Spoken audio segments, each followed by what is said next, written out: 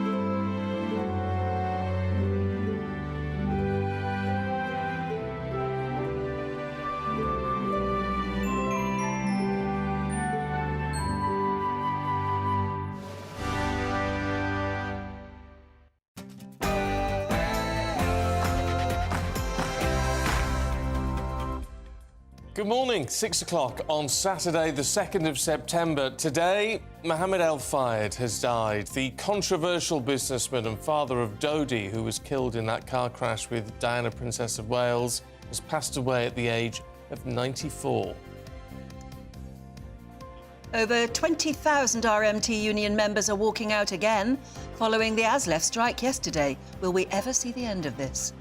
Can you afford a school uniform? Apparently more parents say they're struggling to afford new kits for their children ahead of term starting next week. And you'll want to know about the weather. Here's Aidan from the Met Office. It might be a misty start out there for many of us this morning, but I can promise sunnier and warmer weather for most of us over the next few days. Morning, I'm Stephen Dixon. And I'm Anne Diamond, and this is Breakfast on GB News.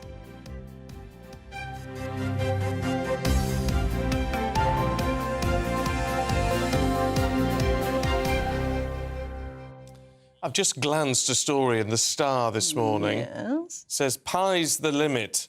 They reckon that scientists have... I don't know how this works. They've discovered a new drug which controls what they're calling a fat switch in our brain. Mm-hmm. And so you can eat whatever you like and still lose weight. That's weird. And they've tried it on mice, obese mice, who were on a very high-calorie diet, and they still lost weight. But where's this switch? Where is it? Where do you press? I don't know. I don't know. But also, if you're eating a lot of bad stuff, it's got to... good for you. It's got to come out. It's got to come out somewhere, yeah. If you know what I mean. Yeah, absolutely. So there you go. But it could be, apparently, it could end obesity. I mean, So obviously, it is the big... it's going to be the... What do they call it? You know, the golden bullet when somebody actually does find something that is going to make a huge difference, because the world is getting, or parts of the world are getting more obese, and it's a huge problem. And it's a drain on our medical services and everything, isn't it? Oh, it really is. It causes huge other problems. 2.8 billion lives a year are lost through obesity, according to the figures that the Star has got. So there you go. Pie's the limit, they say. Oh, well, I'm reading a thing that says summer is back on. You What? would have thought so. There are different stories about the weather going on. Some people are saying that's it. Summer's over, and there's no prospect of an Indian summer, we used to call it, a sort of heat wave in September, ain't going to happen. But then I read in My Sun that summer is back on, and that Hurricane Franklin is raging over the North Atlantic, and that's helping to push high pressure and a blast of heat our way. And from today, temperatures could start rising to 28 in certain parts of the country, and there's a prospect of an autumn mini heat wave. That would be nice. Not just heat, though. We want sun, don't we? We do, actually. Well, maybe there's something, because the Star's got it on their front page. Says as the kids go back to school, the weather gets nicer. Typically. I don't know if I won't believe it till I see it, No, frankly. I won't either. The weather has been like that all for the last 3 months or so. The minute you get a bit of sun, then everything goes wrong again. And I don't know. What do you believe? No, well, we've got the full forecast with Aidan coming up in about 15 minutes or so. So we shall find out what the Met Office has to say about it all. But it's a mixed bag in the papers this morning, isn't it? There's all sorts of... Amanda Holden's on one. There's a Clive Myries on the front of the Times. He's saying, I became ashamed of Britain. That's the BBC presenter. I wish people wouldn't talk Britain down. No, I mean, look, he's linking it to the Windrush thing, which he's got family links to, and all of a sudden it was all, it made him ashamed of Britain. Yes. But it's... Not ashamed of Britain, ashamed of the way that particular issue was handled, maybe. It wasn't handled well, and of course it became a big political thing, didn't it? Because they were trying to pin it on Theresa May, but actually it was all instigated under Labour, apparently. It was handled badly by successive governments, though, isn't it, the Windrush scandal? It went on and on and on. It did, yeah. And it's a disgrace, but it doesn't mean you have to be ashamed of the country. I was just thinking last night, when you see what else is happening in the world, how lucky we are to be in Britain, actually. Yes, it's like that our government is in a mess and politics is in a mess and we've got strikes and all the rest of it. But what country hasn't at the moment? But at least we're still pretty civilised, aren't we? You'd think so. Are you proud to be British? Love to hear from you. Are you proud to be British? And if so, why? Or, like Clive Myrie is saying, are there elements where it makes you actually ashamed of Britain? And I think that's very sad if we start talking the country down. But do let us know. Yeah, I find that a bit depressing. Actually, William, just a quick one. In front of the Daily Telegraph, there's a William Shawcross piece. Is it right across the top there? Saying, a year on, are we still grieving Elizabeth II's loss? Because it's a year next Friday. And do you know what? I don't think we should be. I think she was celebrated and mourned and all the rest, and loved. But I do think we have to move on, and I think she would want us to move on and just get behind Charles. There's a lot about, I think, in the next 7 days, we're going to see an awful lot. There's a lot of royal news in the papers today. It's going to be more and more, a lot of looking back. Giles Brandreth has written a book about the Queen Elizabeth, to coincide with, obviously, this anniversary of her death. Of course he has. Yeah, of course he has, yeah. It's called Elizabeth, I think, Elizabeth, an Intimate Portrait. It's those lovely little stories that Giles picks up along the way. Yeah, he's very good at that. Yeah, absolutely lovely. But we're going to see more and more of that. And I was reading some of what he was writing today and just thinking, still feeling sad about it, actually. Don't you? No, I don't know. I've sort of... I think it's been a life well lived and well commemorated, and I sort of think you have to move on. You do, but you can but still not without feel sad. Forgetting. You can still feel sad about well, it. You can do. I do. Yeah. Sometimes I find it hard to imagine she's gone. Yeah, exactly. Because she was always there, wasn't she? Always there. Anyway, what do you think of the King? Yeah, I mean, you have to say that he's doing quite well, isn't he? I think so. I think so. Anyway, talking of all sort of things royal and those royal connections, the Egyptian-born businessman who owned the department store Harrods and Fulham FC, that's Mohammed Al-Fayed, has died at the age of 94. Yes, in a statement released by Fulham FC, his family said he passed away peacefully of old age on Wednesday, just Wednesday, and his death comes almost 26 years. It's strange in that it is nearly exactly 26 years since the tragic car crash that killed his son Dodi and, of course, Princess Diana in Paris. Well, let's talk to the former royal editor at The Sun, Duncan Larkham, who joins us now. Good to see you this morning, Duncan. I mean, there's no doubt. I mean, he's a fascinating character, and always has been. But of course, with the royal links that happened through Dodi and Diana, he remained pretty controversial right till the end. Yes, I mean he probably never really ever got over the death of his son Dodi. I can remember spending some time with him on the 10th anniversary of his son's death, and he showed me round the flat that Dodi and Diana were staying in the night before they left for Paris, and he'd left it as a shrine to them. The cleaners were instructed not to move anything, and it was like well, I guess you could say London's most secret and morbid museum. Yeah, as you say, he never got over the death of his son. Why would he? He always, though, wanted to have a British passport. He wanted to be accepted by society, and never was. He was always controversial. Why was he seen to be so controversial? Well, I think there were question marks about his business. I mean, I don't really think I'm an expert on the reasons that he didn't get the passport. But of course, after the death of Princess Diana, he went full on assault, really, and claimed that Prince Philip killed his son Dodi and Diana in some kind of conspiracy. And I think he really latched onto those conspiracy theories and really believed them. Possibly even up until his death, I think he felt that there was more to this accident in the Paris tunnel than we ever got to the bottom of. And of course, he was also politically controversial. I mean, it's a fair point, really, to say he was sort of quite instrumental, directly or indirectly, in the fall of the Major government, wasn't he? Because of all the sleaze which emerged, which he was linked to a lot of. Yes, there were questions about shady goings-on, and I think that definitely damaged his reputation and damaged his chances of getting a British passport.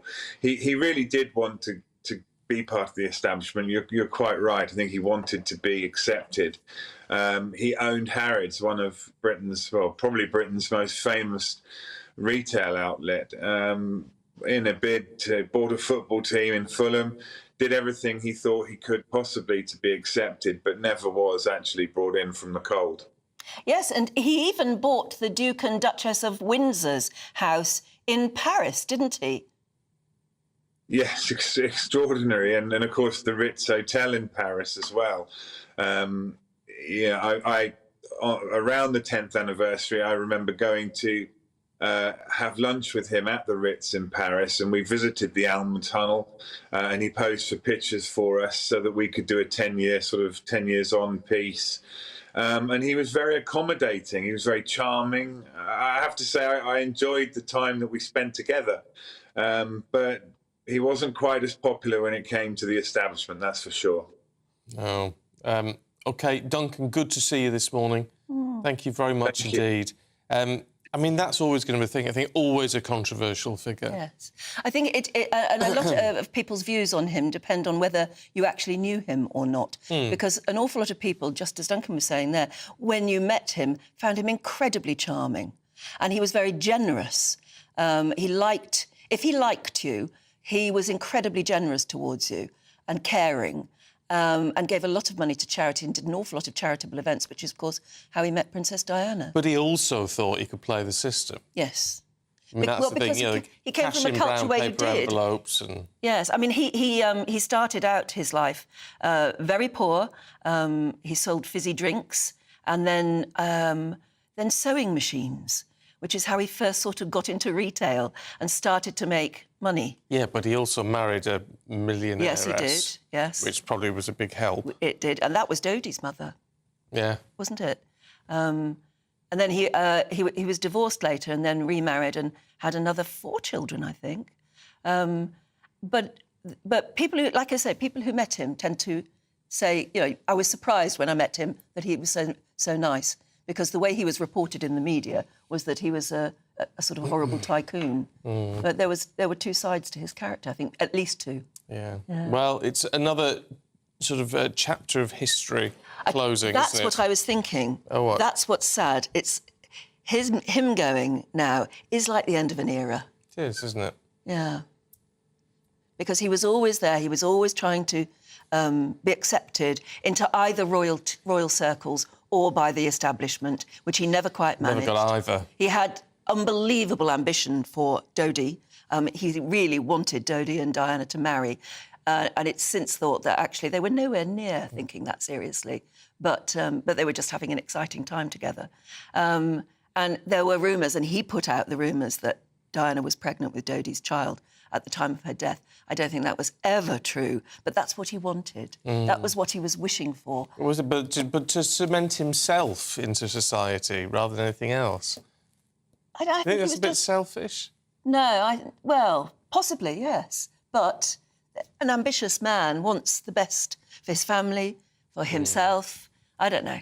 There are lots of different views on Al-Fayed, but it was a life Long-lived, wasn't it? 94. 94. You can't It's a good age. And I tell you what, the other thing is, he sold Harrods and Fulham in the end and retired properly, and apparently did enjoy his retirement with his family. And a lot of people can't do that. No. We all wonder about why politicians go on so long. Why don't they just stop and retire and enjoy themselves? Apparently when he sold Harrods, half the money went to settle debts on the store. Probably. So it must, it wasn't as plush as you would imagine. You don't become a billionaire without having a few question marks over you, I suppose, do you? No, possibly not. But anyway, there you go. It is the end of an era. It is the end of an era, yeah. What is not the end of an era is yet another day of strike action. Yeah, because it's going on and on, another day, another strike. We'll be pleased when this is an end of an era. More than 20,000 RMT union members at 14 train operators are walking out again today, and it follows on from yesterday's ASLEF industrial action. They're the train drivers. Although there will be slightly more trains running compared with yesterday, fewer than half of normal services will be operating. And you do wonder, will we ever see the end of rail strikes? Let's talk to political commentator Peter Spencer. Morning, Peter. Is this ever going to end? Good morning, Jimbo. Morning. Is it ever going to end? Well, I mean, look, the government's decided they're going to tough this out. Do you remember a few months ago when the conventional wisdom was we were more or less facing a general strike? And in the end, most of those who were campaigning to get better pay sort of gave up because, of course, every time you go on strike, you lose, and you lose, you're not paid. And so the will to carry on was gradually whittled away. In the case of the RMT and ASLEF, they've been a bit more determined. And I have to say that they're going to have quite a lot of impact today because it's going to affect millions of people trying to get back from their holidays, and also, the sort of the end of the summer sort of, rock festivals and all that sort of thing, not to mention football matches. And they're going to be somewhat all over the place. I have to say I feel a particular sympathy for the holidaymakers and the United Kingdom, because it's been pretty beastly weather round here lately, especially in Cornwall, I have to add. And of course, we have the suggestion that it's going to be jolly sunny for the next few days. So I think, right, I'm having a really rotten time. I can't get on a train. And what's more, I'm missing out on the sunshine. Oh, and another thing, by the way, when I get back, I'm not even sure if the kids are going to be able to go to school or not because of bits of concrete seem to be falling out of ceilings all over the place in schools and hospitals and wherever. Yes, it does feel like the country's in a bit of a mess at the moment. And while the government won't speak to the striking workers, and there seems to be absolute deadlock there, you wonder how on earth anything can... There's total inertia. How can we get them talking to each other? Very good question. And the answer is, of course, both sides are blaming the other side. Well, all three sides, as the government sort of in the background saying nothing to do with us, Gov, but they do have to sign things off. And I'm sure if they turned to the operators and said, look, for God's sake, settle with them, I dare say that might concentrate minds in rail employers. But yeah, the unions say, look, the bosses won't talk to us, and the bosses say, look, our door is always open. And it just sits there. It's like a war of attrition, which is another reason why I suppose this thing hasn't really hit the headlines all that much lately. But then all of a sudden, when you've got people milling around on railway stations all over the country and wondering how in God's name they are going to get home, then it has brought it back into sharp relief. But yeah, as of now, I can see no way that this is going to end, except that, of course, whenever you take a day on strike, you do lose a day's pay. That said, it was very clever of the RMT and ASLEF to juxtapose their industrial action, because they only lose a day's pay, but their members only lose a day's pay each. But the fact is, it does maximise the effect of all this. And so although it's not actually going to close down the network, it will be an inconvenient, and it will sort of push on to the next couple of days with trains ridiculously overcrowded and all over the place. We're talking to Mick Lynch in the next hour, and he will no doubt say his members are happy. But there are questions out there about why the RMT has not put the offers which have been made previously to the members. Yes, And we await, well, I'll be very interested to hear what Mick Lynch does have to say about that in actual fact. But you have to be careful, I mean, because all sides, again, are talking with, no disrespect to Mick Lynch or to the Transport Secretary or the employers, but there's quite a lot of people talking with rather forked tongues over this. And so what I mean, the other problem, of course, is that there's going to be a certain proportion of the workforce thinking, look, you know, we're not going to get anywhere with this. Let's just jack it in, shall we, guys? It's part of Mick Lynch's job as the trade union leader to screw their courage to the sticking place and keep it there. Yeah, it's very interesting that just a couple of minutes ago you were talking about the fact that this is now happening while the kids are going back to school. And it made me think, I used to go to school on a train and I wouldn't have been able to get to school if this had been going on. How did you go to school? Well, funnily enough, I went to school on the train as well. In fact, we were ever such naughty boys. We used to glare at anyone who tried to get into our carriage, and so they wouldn't dare. So we had it to ourselves, and then we used to clamber up onto the luggage rack, which in those days were pretty sturdy, fortunately for us. And so it would have inconvenienced me very sorely indeed, because my prep school was about 8 miles from where I actually lived. So I think it would have been a pretty long walk home had I not been able to get on the train. There you go. Exactly. It would have been very difficult. I don't know how I would have got to school at all. Me too. My school was 8 miles away from where I lived. Peter, thanks very much indeed. Good to talk to you. Did you go to the same school? I don't think Live in the same house? It was a girls' school, mine. So I doubt if Peter was there. But, I mean, that was a one. I mean, we used to love the travelling part, actually. Oh. We all met up on the train, had a fantastic time on the train. I can't imagine that. Oh, it was great. How did you get to school? We walked. Yeah, it was close enough for you to walk. About 2.5 miles, something like that. So no, I used to have to walk about 2 miles to the train station, then catch the train, and then it was quite a journey from the train station in Worcester, where I went to school, up to school. It was a long, long way to get to school. It was a long journey. Do it now. But I loved it. You'll get taken in cars now. Yes, exactly. Everyone's get ferried about in those 4x4s. How did you get to school at home? Well, I mean, that's interesting, I think. The different ways we probably made the journey, and whether today's kids would. I doubt they'd do the sort of journey I used to do. And not in the rain. No, used to have to do that. And I used to get back to the station at the end of the day, and if it was raining or snowing or something, or really miserable, or I was just tired, you'd go to the phone box and ring my mum and say, "Could you please come and get me?" She'd, No, you walk. I'm busy. Oh. Yeah, absolutely. It was quite tough stuff. Had to always walk. Walk or train. Sometimes we get a lift from strangers. Well, not strangers, but people that you would vaguely know heading back to the village. Yeah. So it was OK.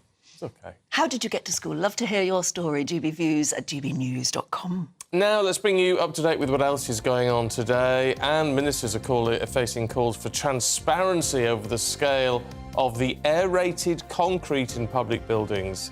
That's after some schools forced to shut classrooms just before the new term. Experts have warned the crisis over reinforced autoclaved aerated concrete... RAC. Yes, RAC to you and me.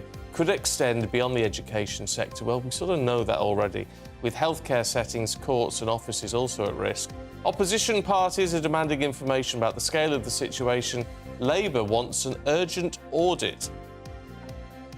And the government has launched a consultation to gather insights and opinions on how to make Botox procedures and other non-surgical cosmetic treatments safer. The move comes because an estimated 900,000 Botox injections are carried out in the UK each year, and there are concerns about procedures and maybe not being done as well as they should. Scotland's First Minister is making the case for righting the historic wrong of Brexit as he delivers a speech on independence today. Hamza Yousaf will address a crowd outside the Scottish Parliament later, following a Believe in Scotland march from Edinburgh Castle. He'll describe Brexit as a national tragedy, appealing to Europeans who've settled in Scotland.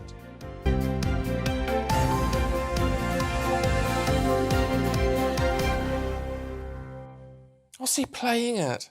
You can't reverse Brexit now. I don't understand. I know some people will never shut up about trying to reverse Brexit, but... You've just got to get on with where we are now, whether you voted for it or not. I don't understand all this absolute But he's drive. trying to turn back the clock again, going for another independence referendum. It's not going to work, No, is it, at the it's minute? not going to happen. I think we've got enough problems, haven't we? And you look at all the polling in Scotland at the minute does not work in favour of independence. And they need it to... I read years ago, it's something like in all the polling that they do, you'd need it to be substantially in favour of independence to get it over the line, because then people roll back from it a little bit when it actually comes to the vote. So they're nowhere near that at the moment, yet they will not let it lie, will they? I suppose he's just trying to put other things behind them at the moment. But I'm more interested in whether we're going to get a heat wave. Should we find out what's going on with the weather? That warm feeling inside. From Boxed Boilers, proud sponsors of weather on GB News. Hello, a very good morning to you. It's Aidan McGivern here from the Met Office with the GB News forecast. It's that time of year. Foggy mornings are becoming more and more common, but don't despair if you've got the low cloud, the mist, the fog this morning. It is going to brighten up. It's going to turn increasingly sunny and increasingly warm over the next few days. It's not to say it won't be entirely dry this afternoon. Once the cloud does lift and bubble up, there'll be a few showers across England and Wales. Scotland and Northern Ireland drier with some sunny spells away from the far northwest of Scotland, where it will turn breezier and cloudier into the afternoon. Feeling cool here. Elsewhere, low 20s widely and up to 26 Celsius in the southeast of England. Any showers that do form disappear quickly later in the afternoon, and by the evening, skies clearing across a large part of the UK, but some medium and high-level cloud will affect Scotland and Northern Ireland. Some rain will push into the Northern Isles and the Outer Hebrides, along with a strengthening breeze. A milder night, though, across the northern half of the UK, certainly compared with the last few nights, but in the south, similar temperatures, largely in the double figures and in some places the mid-teens. But we're good to see those mist and fog patches reform overnight, and Sunday starts off with some murkiness. But again, that will lift, and bright skies for most on Sunday, away from the far north, where we'll continue to see some outbreaks of rain and a strong breeze. Sunday, though, is a much warmer day, with temperatures in the mid to high 20s in places, even warmer weather next week. That warm feeling inside. From Boxed Boilers, proud sponsors of weather on GB News. So there you go, a nice week ahead. Very good. Fingers crossed for that. Now, what do you think about e-scooters? Are they nifty little gadgets to get you around, or an accident waiting to happen? We've got more on this coming up in just a minute. What you get for breakfast is something that, if we do our jobs right, you will wake up to news that you didn't know the night before. It's a conversation. It's not just me and Eamon. We want to get to know you, and we want you to get to know us. From 6, it's Breakfast with Eamon and Isabel. Monday to Thursdays on GB News. Britain's news channel. When the news happens, it happens here. And really important breaking news. Breaking news this morning. On TV, radio and online, the news starts here on Britain's Newsroom. All the biggest stories and the answers that you need from across the UK and beyond. Join Britain's Newsroom from 9:30 on GB News. The People's Channel, Britain's news channel. Join me, Patrick Christie's, Monday to Friday, 3 till 6. We tackle the day's news agenda like you've never seen before. It's high tempo, high octane, the most controversial topics, and the best guests. You will not be able to take your eyes and ears off it. I'm not afraid to ask the questions that you really want answered. 3 till 6 p.m, Monday to Friday on GB News, the People's Channel, Britain's news channel. Westminster is going around in ever-decreasing circles, followed by the media. Britain is broken. How on earth did we get into this mess? But more importantly, how do we get out of it? Join me at 7 p.m, Mondays to Thursdays on Farage, here on GB News. We will have open, rational debate. We've got to work out how Britain moves forward from this. Join us here on GB News, the People's Channel. Britain is watching. People in Britain, they love free speech, but they also love fair play. I don't care if I'm speaking somebody from a trade union, from the Labour Party, somebody from the SNP. And I think the viewers like to see that actually we can challenge one another, but in a positive way. We think we ask the questions that people want to ask, and often we ask the questions that we wanted to ask in Parliament but never got the chance to ask. So join us every Saturday, 10 a.m. till noon on GB News, Britain's news channel.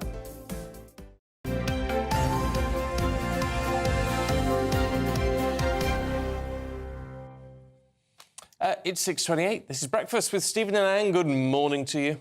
Now, here's a bit of news. Paris has become the first European capital to ban rented electric scooters, as local politicians have vowed they must calm down the streets. Well, it's been 5 years since Paris became the first city in Europe to actually liberalise the e-scooter market, whereby they could be left anywhere and then you just pick one up with your mobile app. The last 15,000 e-scooters were loaded into vans on Thursday afternoon, and that is it. Yeah. Interesting. It's almost as though it was an experiment they did for 5 years, and they've really decided no. Well, let's talk now to broadcaster Claire Muldoon, who I think probably would applaud this move, wouldn't you, Claire? Hi. Absolutely. Good morning. Morning. I would say bravo, bravo. Get rid of them. They're an absolute health and safety issue. Now, the reason Paris brought them in was to make the city far more accessible for people to get around, which is great in practice and theory. But what happened was 15,000 scooters were introduced and they were left lying in the streets, letting them go willy-nilly, and the same is happening to London.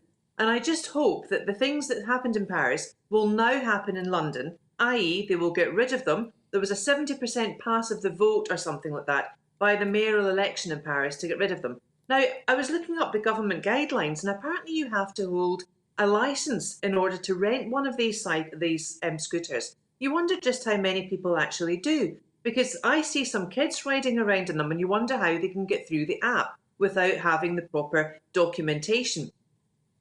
Now, what's happened is people have gone on to use these scooters to scoot around the city for easy access to get to A to B quicker. As we know, we've got cycle lanes now in most cities, and with the invention of the ULEZ and the LEZ in Scotland, it's become more difficult to drive around major cities. Well, without cycling and without walking, and without the dire infrastructure in terms of buses, because transport has been displaced because of LTNs and cycle lanes, then you would think that actually scooters would be a good thing. But they're not. Pedestrian safety isn't there. Safety for those riding them aren't there because they don't wear helmets and they go too fast and they don't obey red lights often, can I just say. And then they just leave the scooters lying around because you can. There's nowhere safely to park them. And if there are, people don't actually access that the same way as they don't access the parking for the line bikes, etc., etc.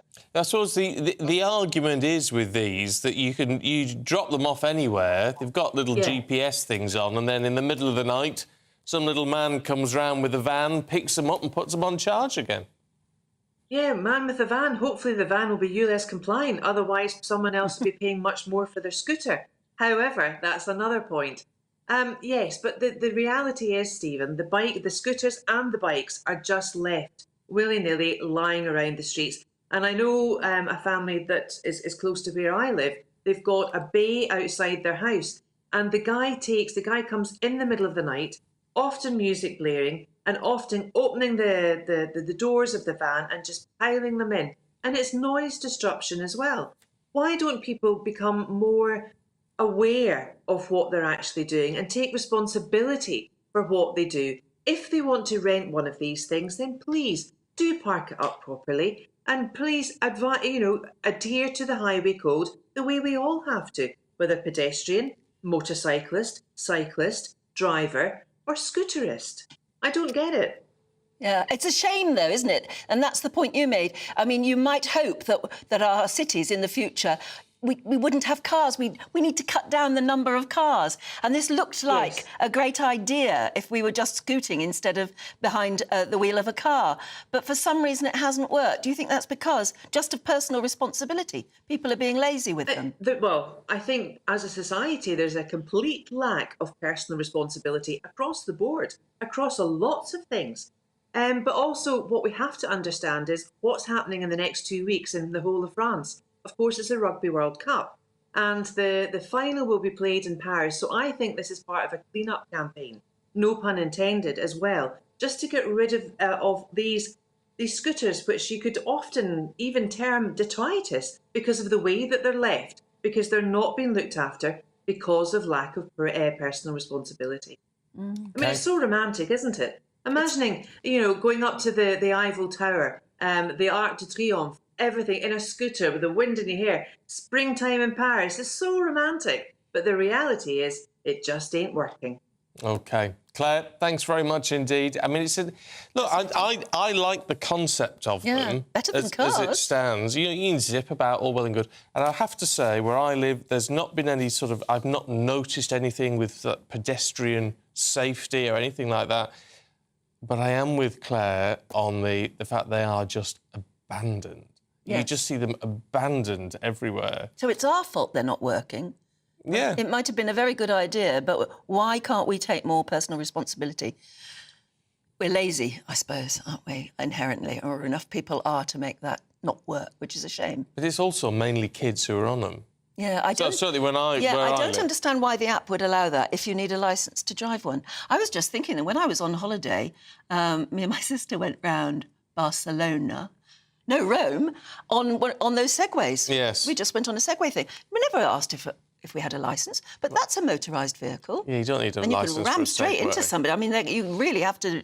You have to learn how to... Had you been on one before? No. Oh, so you just got straight on it and off you went? Yeah. They take a bit of getting used to segways. They are brilliant. They are. Segways. Yeah, they're great fun, but they're motorised and they can cause real problems with the traffic and with pedestrians.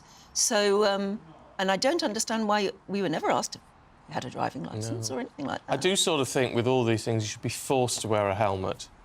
Yeah. Like bikes, if just on a bike, you should be forced, it should be law to wear a helmet. It's, you know, it can really save your life. I don't understand why that's not a thing in this country. So anyway, let us know what you think. Would you keep e-scooters or would you bin them? gbviews@gbnews.com. I have to say, if I had a vote on this today, I'd vote to get rid of them.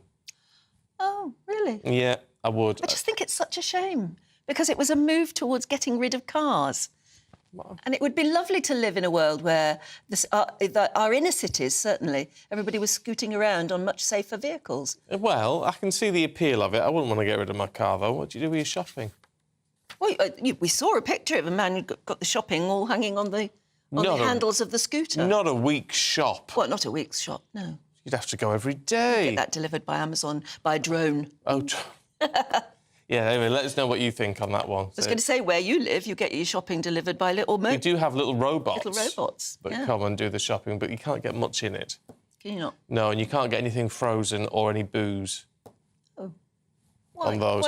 I understand the frozen. Why not the booze? Because there's no guarantee that the person it's being delivered to is old enough to get it. I see. So if you fancy a bottle of beer or a bottle of wine, you can't get one delivered by a little robot. It was very... I haven't used one for ages, but it was very handy during lockdown. I'll bet. Oh, they were doing that during lockdown? During lockdown, yeah. There was a co-op round the corner.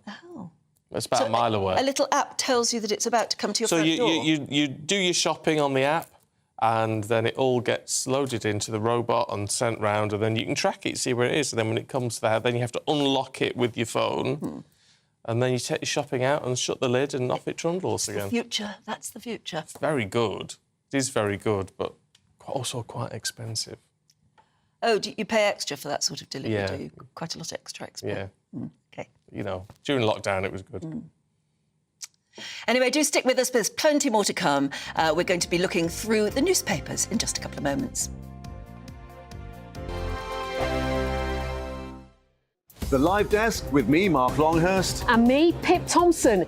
It's here Monday to Friday on GB News. From midday, we'll bring you the news as it breaks, whenever it's happening and wherever it's happening, from across the UK and around the world. Refreshing, feisty, but with a bit of fun too. If it matters to you, we'll have it covered on TV, radio and online. Join the Live Desk on GB News, the People's Channel, Britain's news channel.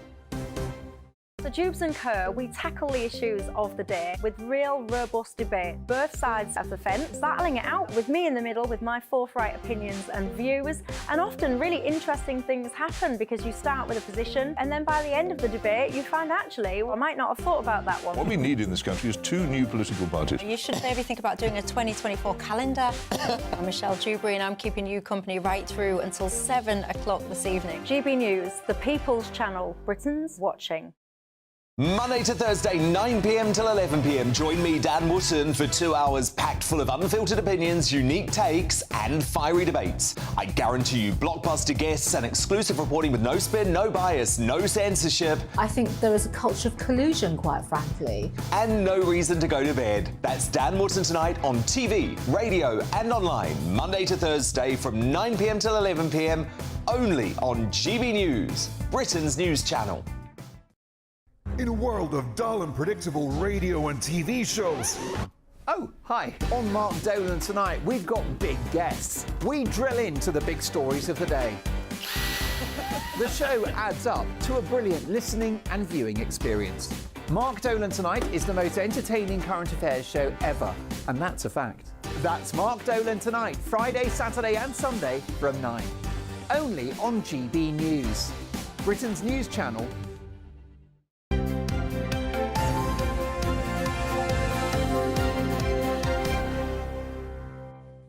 At 6:39, good morning to you. This is Breakfast with Stephen and Anne. Now, we were talking just a few minutes ago about the fact that with the combination of the rail strike and crumbling schools, if you're going to try and get to school, you may not be able to. I used to travel by train. And Jeff has emailed in and says, Anne, love the show, but we have railway stations, not train stations. I was talking about train stations. However, we have a picture which rather proves my point. It says train station. That's at Potter's Bar. Yes. In Hertfordshire. So there you go. There you Maybe go. we've got both railway stations and train stations.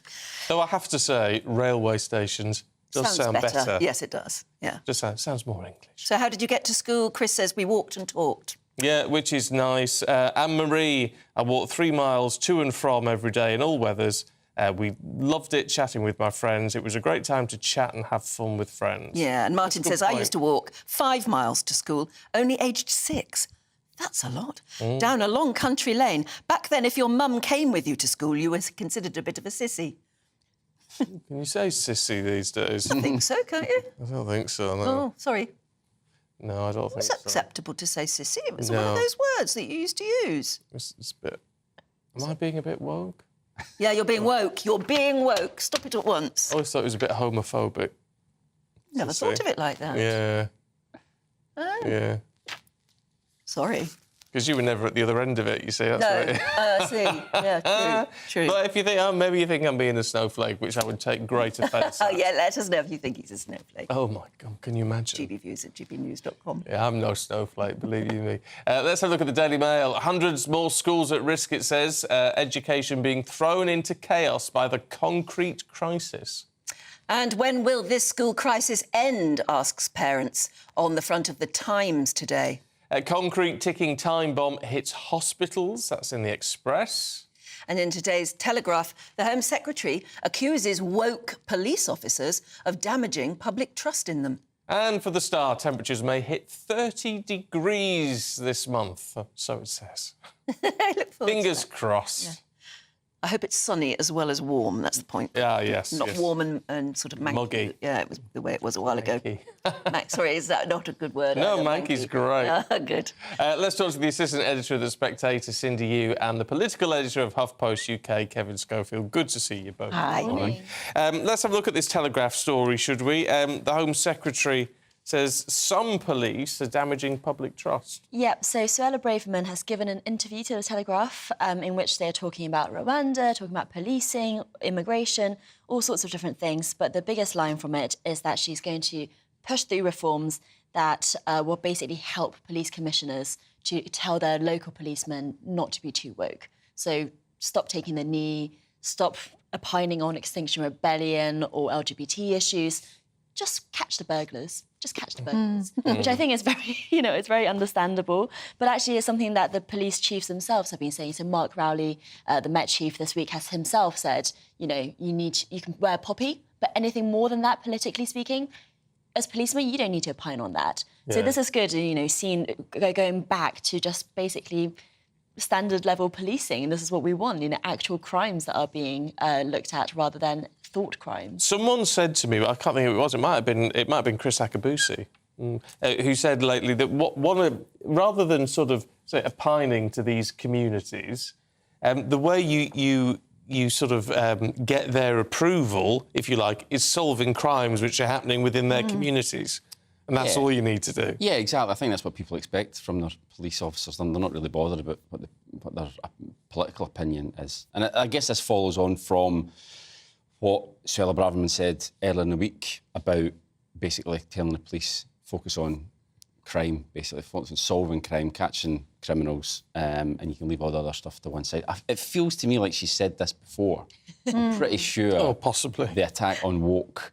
I mean, she's attacked woke everything, but the woke police officers, I think, because that's under her remit. I'm pretty sure she said it before, but I've been in that position before where you've got an interview with the Cabinet Minister and they don't say anything particularly new, so you have to try and flam it up a little bit. So I think that's what maybe what's happened. You would never do that, Kevin. Absolutely. Perish the thought. No. I tell you what, though, what you've been looking at in the Times is this business of, the wrong concrete and how many buildings it is going to affect in the end. Well, it's scary. I mean, if you've got kids going back to school next week, you're dreading the email or the phone call from the school to say, actually, we're having to close the school, which would be an absolute nightmare. Not long after the pandemic, obviously, and kids having to learn from home then. But, yeah, I mean, it looks as though this could potentially just be the tip of the iceberg. I mean, right now it's around about 150 schools have been identified, but it could be many more because all the schools are now having to analyse their structures to see if this type of... Are we over-egging it a little bit, though?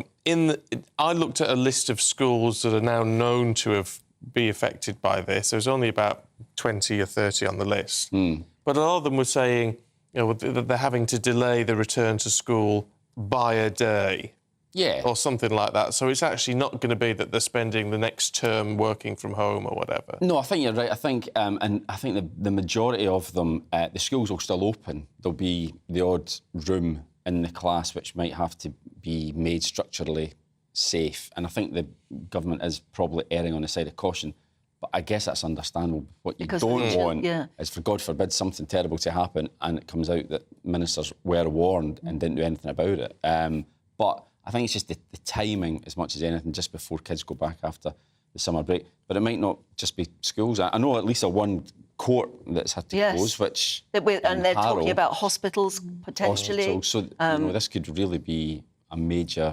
It's wherever this building material was used 20 or 30 years ago. Well, yeah, between the 50s and the 90s. So it's a lot of buildings that have been built in that time. Labour's calling for a review, like structural reviews. Yeah. That's going to take... I mean, that could take years, It could take years, which is why they should have started in 2018 when this was first brought to the attention of the Department of Education, because a school in Kent had their roof falling in. And luckily it was a Saturday, wasn't it? And there were no children there. Exactly. So had they started 5 years ago, the review might be over now and then the bolstering might be finished now. And I think the Times report has a very interesting part in it, which is that the reason they're doing it now is because last week another school collapsed, a school that had been rated safe. So frankly, they don't know which ones are safe and which ones are not. But if they thought the ones that they were thinking were safe did collapse. So then when Nick Gibb, the schools minister, says, don't worry, if your school's not on that list, you can send your kids to school. Well, it's not hugely reassuring. So Labour have a point here, I think. But I don't know what we do about it because children have got to go to school, haven't they? Yeah, I mean, I suppose the systems are now in place for home learning as a result of the pandemic, but it is...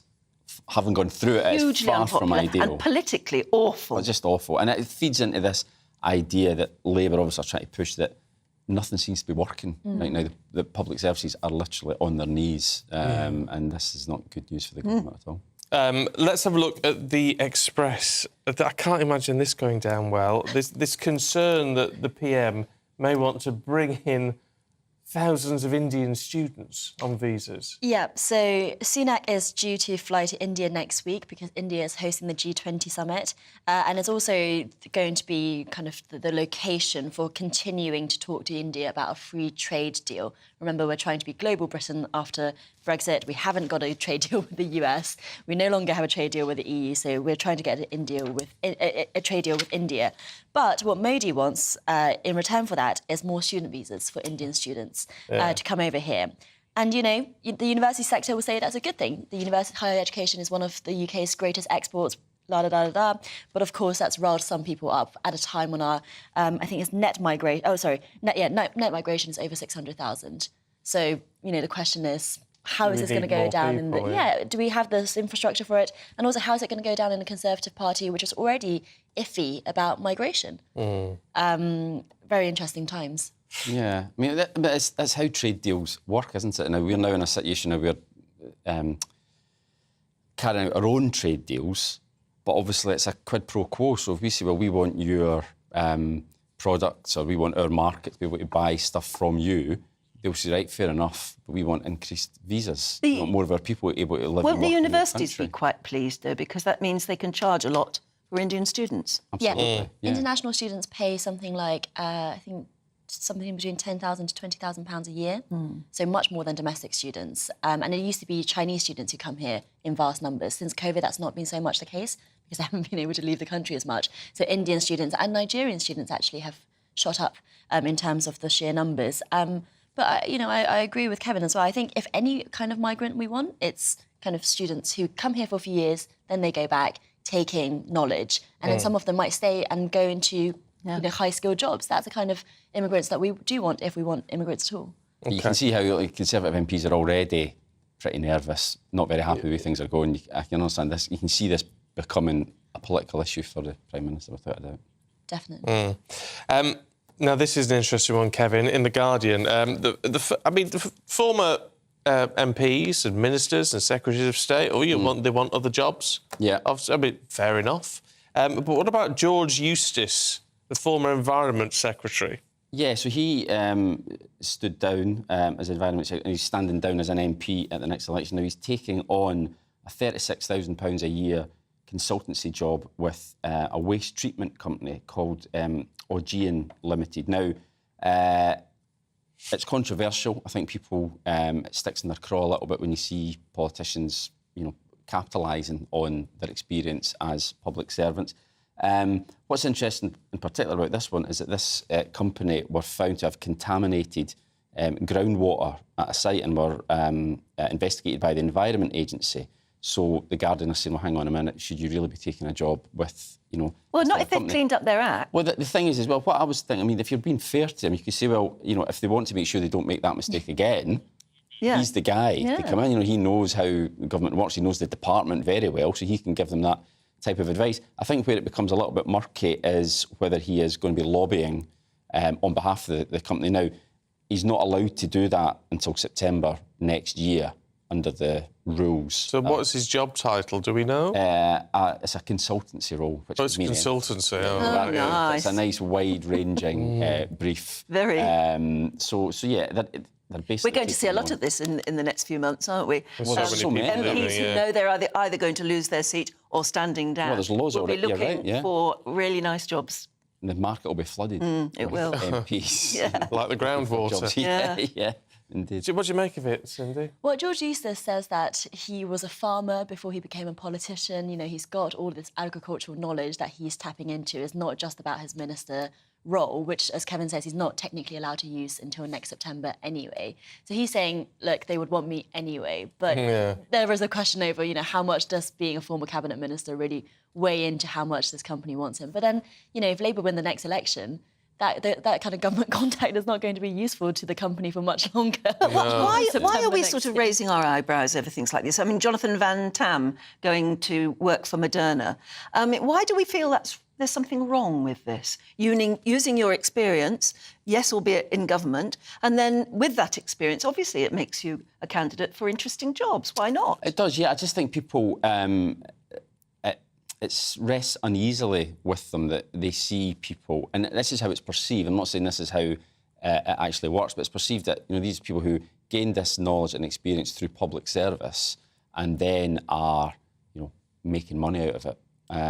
But if they're the right person for the job, then why shouldn't they be employed? I think there's also a revolving door thing, right? If George Eustice used to be the regulator or used to be in charge of regulations for this industry, after he stops being that, he goes into private sector. What if he comes back into the regulation role again? That revolving door is actually quite common in Westminster, and I think that's the difficulty there, where regulators are captured because they think later on in life I might get a private contract or whatever it is, or at least that's the fear. Yeah. And occasionally that does come to light with some certain companies. But yes, most of the time it's probably very, very above board. Yeah. Let's have a look at rent, should we, in the weekends, Cindy, which is... Well, look, we know all housing costs are going up, but it is significantly worse for renters, or a lot of renters. Yeah, and this is something quite close to my heart, because I rent at the moment, but I'm trying to buy, and in the political discussion, we talk so much about homeowners and mortgage rates going up and the cost of living crisis for homeowners. But actually, there's very little scrutiny about what's happening in the rental market. Renters have very little power. And so there's an organisation called Generation Rent, and which has worked with the eye to have this data being done.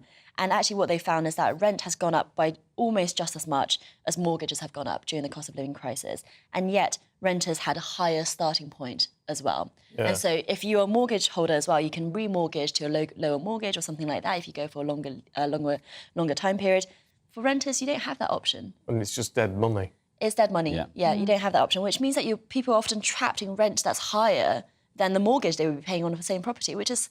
You know, it's a trap. It's an awful situation to be in. Yeah. You read some horror stories about rent. I mean, the amount people have to put down like 6 months' rent in advance in order to secure a tenancy.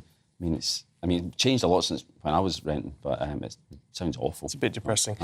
You've got 1 minute, Kevin, to tell us how you're going to struggle now, because there's a blitz on Botox in the sun. Yeah, apparently 900,000 Botox injections take place in the UK every year. And that's mainly just you, isn't it? Well, as you can tell, I'm actually 87. So it's definitely worked. You're looking good on it. It's worked for me, thank you. So the government's going to crack down on cowboy Botox people. Basically, some use products which aren't licensed or employ people who aren't trained properly to administer it. The Sun has got a campaign going to try and crack down on this, and the government say they're going to tighten up the rules so that when you get Botox... Yeah, we've been talking about this, the fact that unlicensed people can give you Botox. We've been talking about that for years, and nothing's been done. But it's fillers. I'd be more worried about fillers, which are covered in this as well, because they can actually have a longer-lasting impact, can't they? Yeah. Well, I was having a conversation with the girls in the office at Spectator about how Botox for girls that they know has become almost like a self-care thing to do. It's like doing your nails just to get a Botox in your 30s or your 40s. Yeah. And I'd never heard of that before, so it's just this normalisation of plastic surgery. Yeah. Oh, it's a bit worrying, I have to say. Cindy, Kevin, we've got to leave it there. Thank you very much indeed. Good to see you this morning. Now, let's see what the weather's going to do. It could be good news. Here's Aidan. The temperature's rising. Boxed Solar, proud sponsors of weather on GB News. Hello, a very good morning to you. It's Aidan McGivern here from the Met Office with the GB News forecast. It's that time of year. Foggy mornings are becoming more and more common, but don't despair if you've got the low cloud, the mist, the fog. This morning it is going to brighten up. It's going to turn increasingly sunny and increasingly warm over the next few days. It's not to say it won't be entirely dry this afternoon. Once the cloud does lift and bubble up, there'll be a few showers across England and Wales. Scotland and Northern Ireland drier with some sunny spells away from the far northwest of Scotland, where it will turn breezier and cloudier into the afternoon. Feeling cool here. Elsewhere, low 20s widely and up to 26 Celsius in the southeast of England. Any showers that do form disappear quickly later in the afternoon, and by the evening, skies clearing across a large part of the UK, but some medium and high-level cloud will affect Scotland and Northern Ireland. Some rain will push into the Northern Isles and the Outer Hebrides, along with a strengthening breeze. A milder night, though, across the northern half of the UK, certainly compared with last few nights, but in the south, similar temperatures, largely in the double figures and in some places the mid-teens. But we're good to see those mist and fog patches reform overnight, and Sunday starts off with some murkiness. But again, that will lift, and bright skies for most on Sunday, away from the far north, where we'll continue to see some outbreaks of rain and a strong breeze. Sunday, though, is a much warmer day, with temperatures in the mid to high 20s in places, even warmer weather next week. The temperature's rising. Boxed Solar, proud sponsors of weather on GB News. We were asking earlier if you're proud to be British. Lucy says, I'm extremely proud to be British. We are a compassionate nation. Yeah. I like that. And Craig in Bradford says, yes, I'm extremely proud to be British for our music, fish and chips, even our erratic weather, and of course GB News. That's And Norman quite right says, I'm too. not ashamed of my country, I'm ashamed of my government. Yeah, well, that's fair enough if you want to be. Keep your thoughts coming through. GB Views at GB News. Monday to Thursday nights on GB News. At 6, it's Dubes & Co. 7 o'clock, Farage. At 8, join Jacob Rees-Mogg. And at 9, Dan Wootton Tonight, followed by Headliners. On TV, radio and online. This is GB News. Now then, Lee Anderson here. Join me on GB News on my show, The Real World, every Friday at 7 p.m. I'm not eating bloody cat. Are you Delicious. mental? Open your mouth. OK. Here comes a train. Reminds me of the scene in Singing in the Rain. Adam, is that a good one? Whoa! Join me at 7 on GB News, Britain's news channel. Join us every night on GB News at 11 p.m. for Headliners, which is 3 top comedians going through the next day's news stories, which is exactly what you need, because when the establishment has gone crazy, you need some craziness to make sense of it. So join us 11 p.m. every night on GB News, the People's Channel, Britain's news channel. I joined GB News because I was sick and tired of not hearing my views being represented, not just mine, but so many people that I knew and spoke to. I just couldn't get my voice out there. I couldn't say anything. I couldn't do anything. Whatever the narrative was, I kind of had to follow it. GB News is there to provide a voice for those who have been ignored by the establishment media. We think different things, we've got a different style. GB News is here to be optimistic and positive about the future. It's real kind of dynamic and flowing, with the audience very much at the heart of it, like a big family. Here at GB News, we talk about the things that matter to you. Hearing the voices from right across our towns and cities, especially our towns. All sides of the argument represented with a heavy dose of opinion. We're on a mission here to make a difference. And the GB News family really is here for you, and whatever time of day you can watch or listen. Britain's watching. Britain's watching. We're proud to be GB News. The People's Channel. Britain's news channel.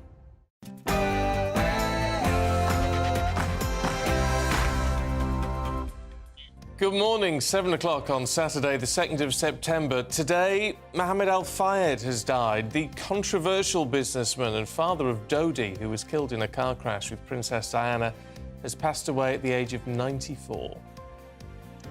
Over 20,000 RMT union members are walking out again following the ASLEF strike yesterday. Will we ever see the end of this? Can you afford a school uniform? Well, more parents say they're struggling to afford new kits for their children ahead of term starting next week. And Aidan from the Met Office has your weather. It might be a misty start out there for many of us this morning, but I can promise sunnier and warmer weather for most of us over the next few days.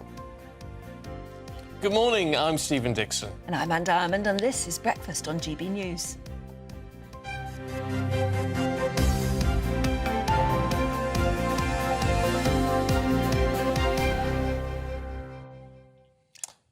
We were reflecting a while ago, the combination of the rail strikes with needing to get to school could be really problematic.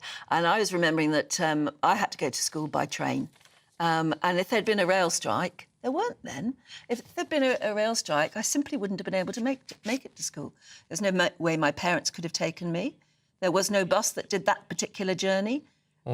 Yeah, rail strikes and school don't go together, do they, at all? Let us know how you get to school or your youngsters get to school, and whether they're going to be affected. Look, because of that, and he's standing by ready, let's talk to the RMT General Secretary, Mick Lynch, who is very patiently waiting to talk to us this morning. And it's very good to see you. Thank you very much indeed. Look, the question we've been asking this morning is this ever going to end? Because it seems like there is absolute deadlock on this. Well, there is deadlock at the moment. The government needs to make a move. They set the mandate for the train operating companies, who we are supposed to negotiate with, but in reality, we're negotiating through the train operating companies to the government. So it's up to the government to come up with a formula where we can get on with some negotiating. The companies yesterday have invited us into talks next week, hopefully. We'll set that up. And we go into those talks with an attitude and a disposition to try and get an agreement. But there are some serious issues, as most people know now. We don't want to be on strike. We'd much rather be earning a living and running the service for the people who need to use it. So hopefully, if we can get a different mindset next week, we can get some progress. Every offer that has been put on the table, and I don't know whether realistic offers, in your view, have been. I mean, do you put those offers to your members, or is it you and others who are doing the negotiating who make up their mind whether it's acceptable or not? I mean, I think that's the big concern. Are your members actually being consulted all the way along the line? Our members are consulted very thoroughly. I go around the country, we have branch meetings all of the time, and any documentation that the companies have given to us in terms of offers or proposals, we have sent to our members. We send them immediately as soon as we get them. And they have voted 3 times now to take this action. So the last time we had a serious set of offers was back in April, which were not acceptable.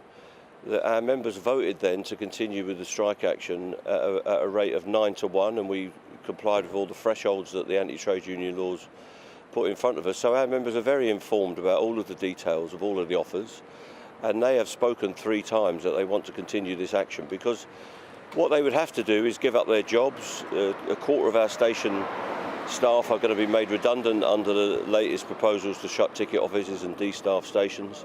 And then they've got more plans on similar lines for catering staff, engineering staff and train crew. So every one of our members in this dispute has got a job at risk, hasn't had a pay rise for 4 years, and is threatened with their terms and conditions being chopped up and diluted. So our members are completely informed, they're committed to the dispute, and they'll be out taking the action again today.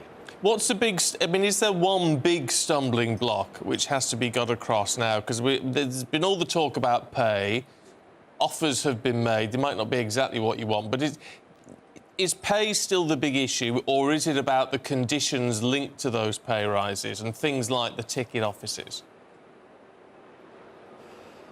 Pay isn't the major issue. The major issue for our members is that they're all being threatened with job cuts. They're all being threatened that their terms and conditions will be taken away. They won't be able to negotiate working practices and their working time and all the rest of it. So there are a whole host of conditions that have been put on to a very modest pay award. That's the best I can describe it. What we've been told we can have is 9% over 4 years. We haven't had a deal for 4 years, and all that's been offered is 9%, but we can only get that 9% if we agree to cutting thousands of jobs out of the system, to cutting back on the systems, the accessibility and the viability for many groups of travellers who won't be able to travel in the future. That's why disabled groups and visually impaired people and hearing groups and women's groups have been out so strongly in the last few weeks about the de-staffing of stations. 500,000 people have responded to that cuts programme that the Tory government have put in. So there's a lot of issues at stake. If there was a simple pay award available, we would have a look at it, but we've never been made a pay award, a pay offer on its own. It's all conditional on cutting jobs. And of course, if you don't have a job, you don't get a pay rise.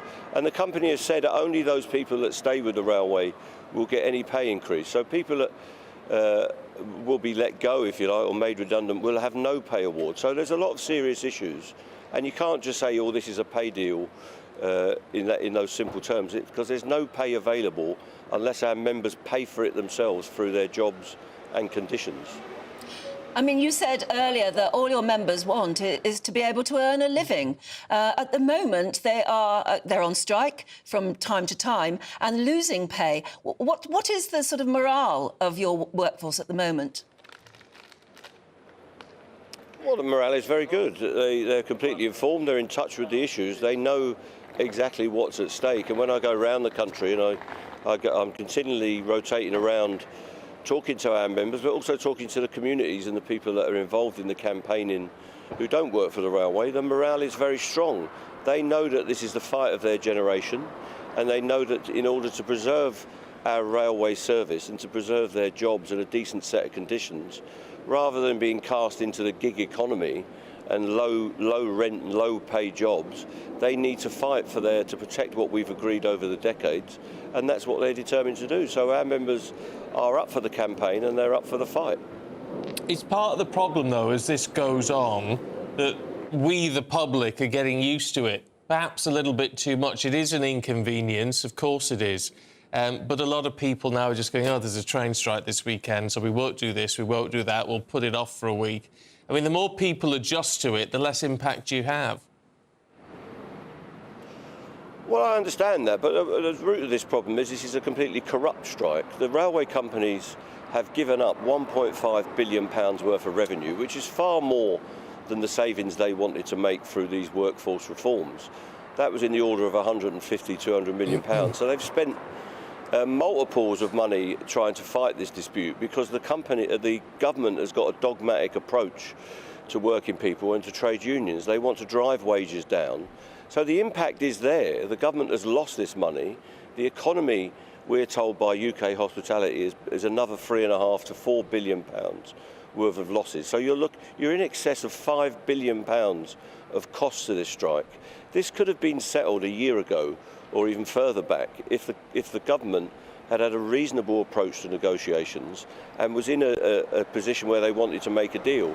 But the fact is that all of these train operating companies are being subsidised by taxpayers and fare payers' money. They don't lose any money whatsoever, even when they're not using running trains.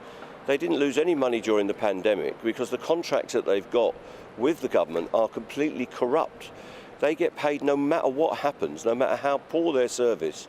They will be paid to run trains, to not run trains and not move the people of Britain around. So a settlement is available, and it would be far cheaper to do a deal than for the government to hold out in this dispute. Meanwhile, as this goes on and on and on, how do you really feel about the impact you're having on ordinary people's lives? People trying to get to school, people trying to get to work.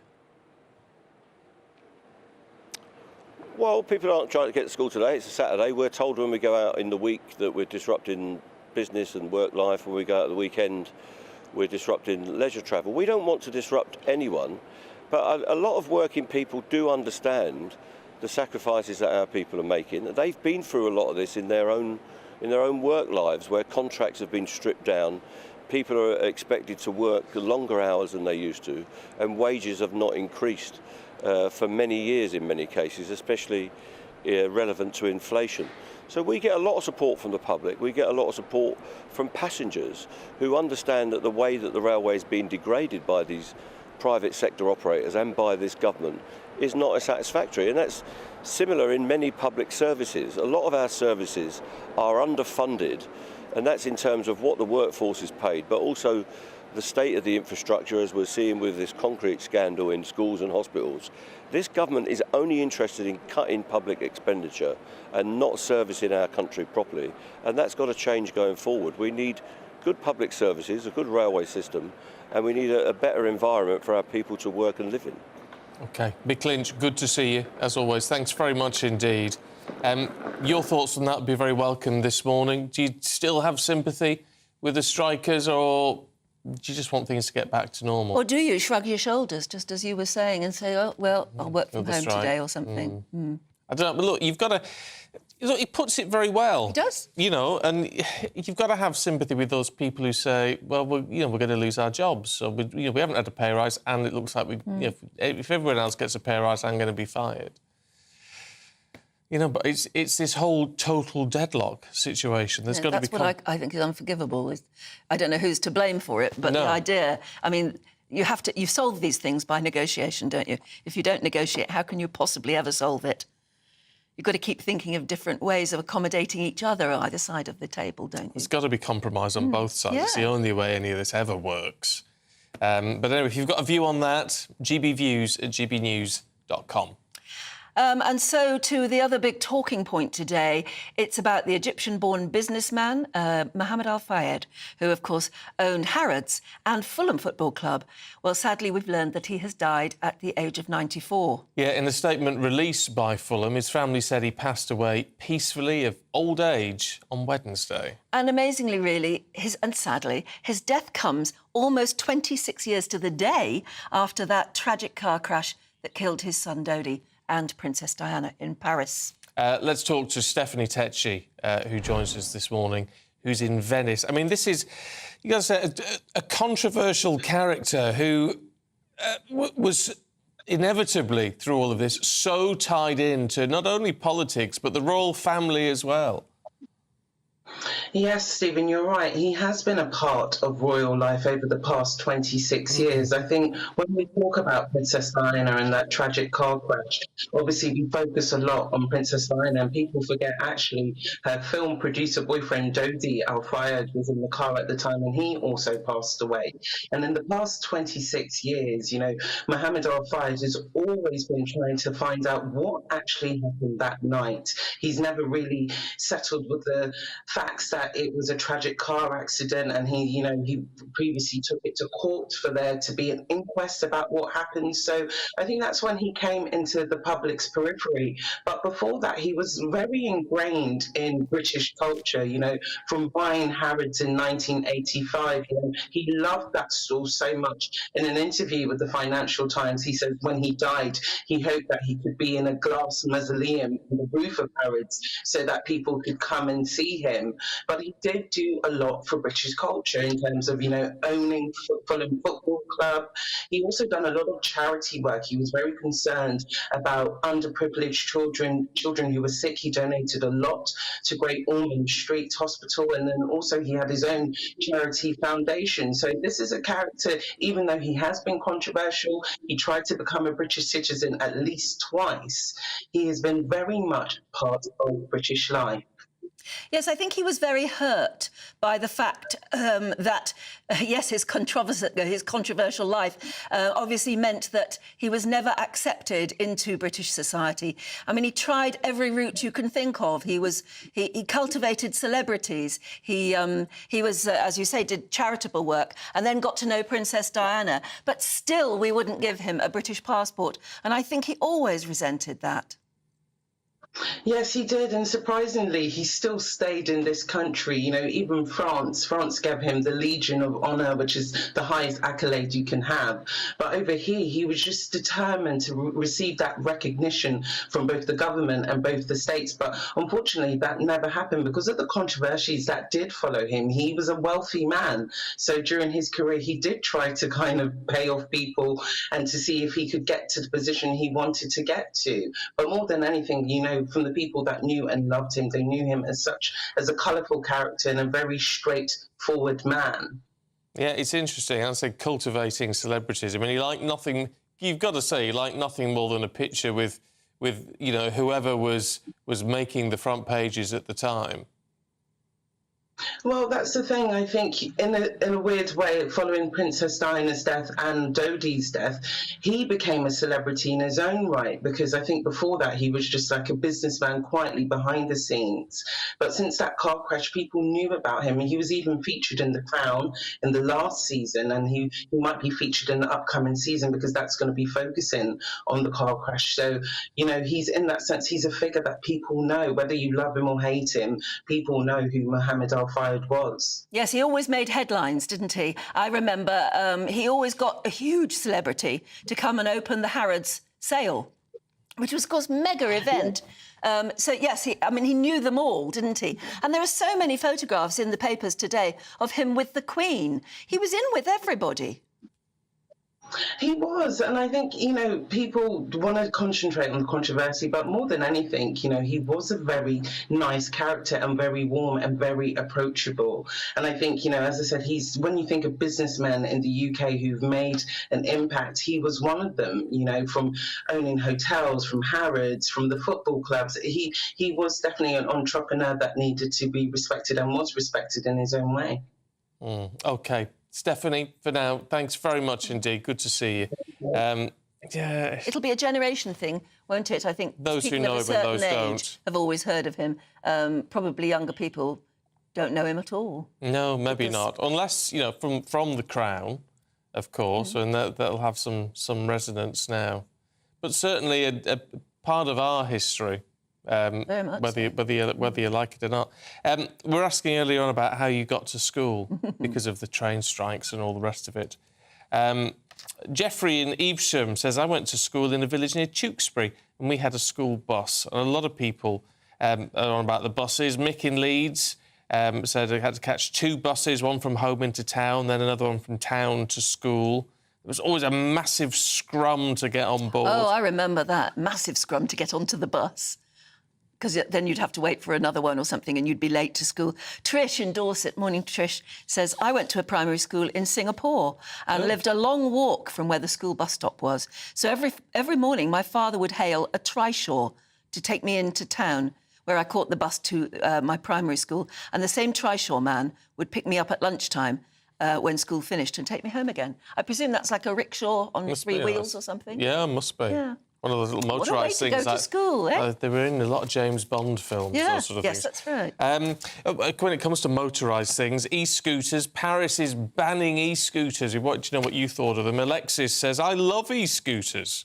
They're so much fun. I'm in my 70s, and I can't tell you how much I enjoy riding them in Cape Town. Oh, I'd love to have a go at an e-scooter. I mean, the only thing is I think they'll go much faster than people think.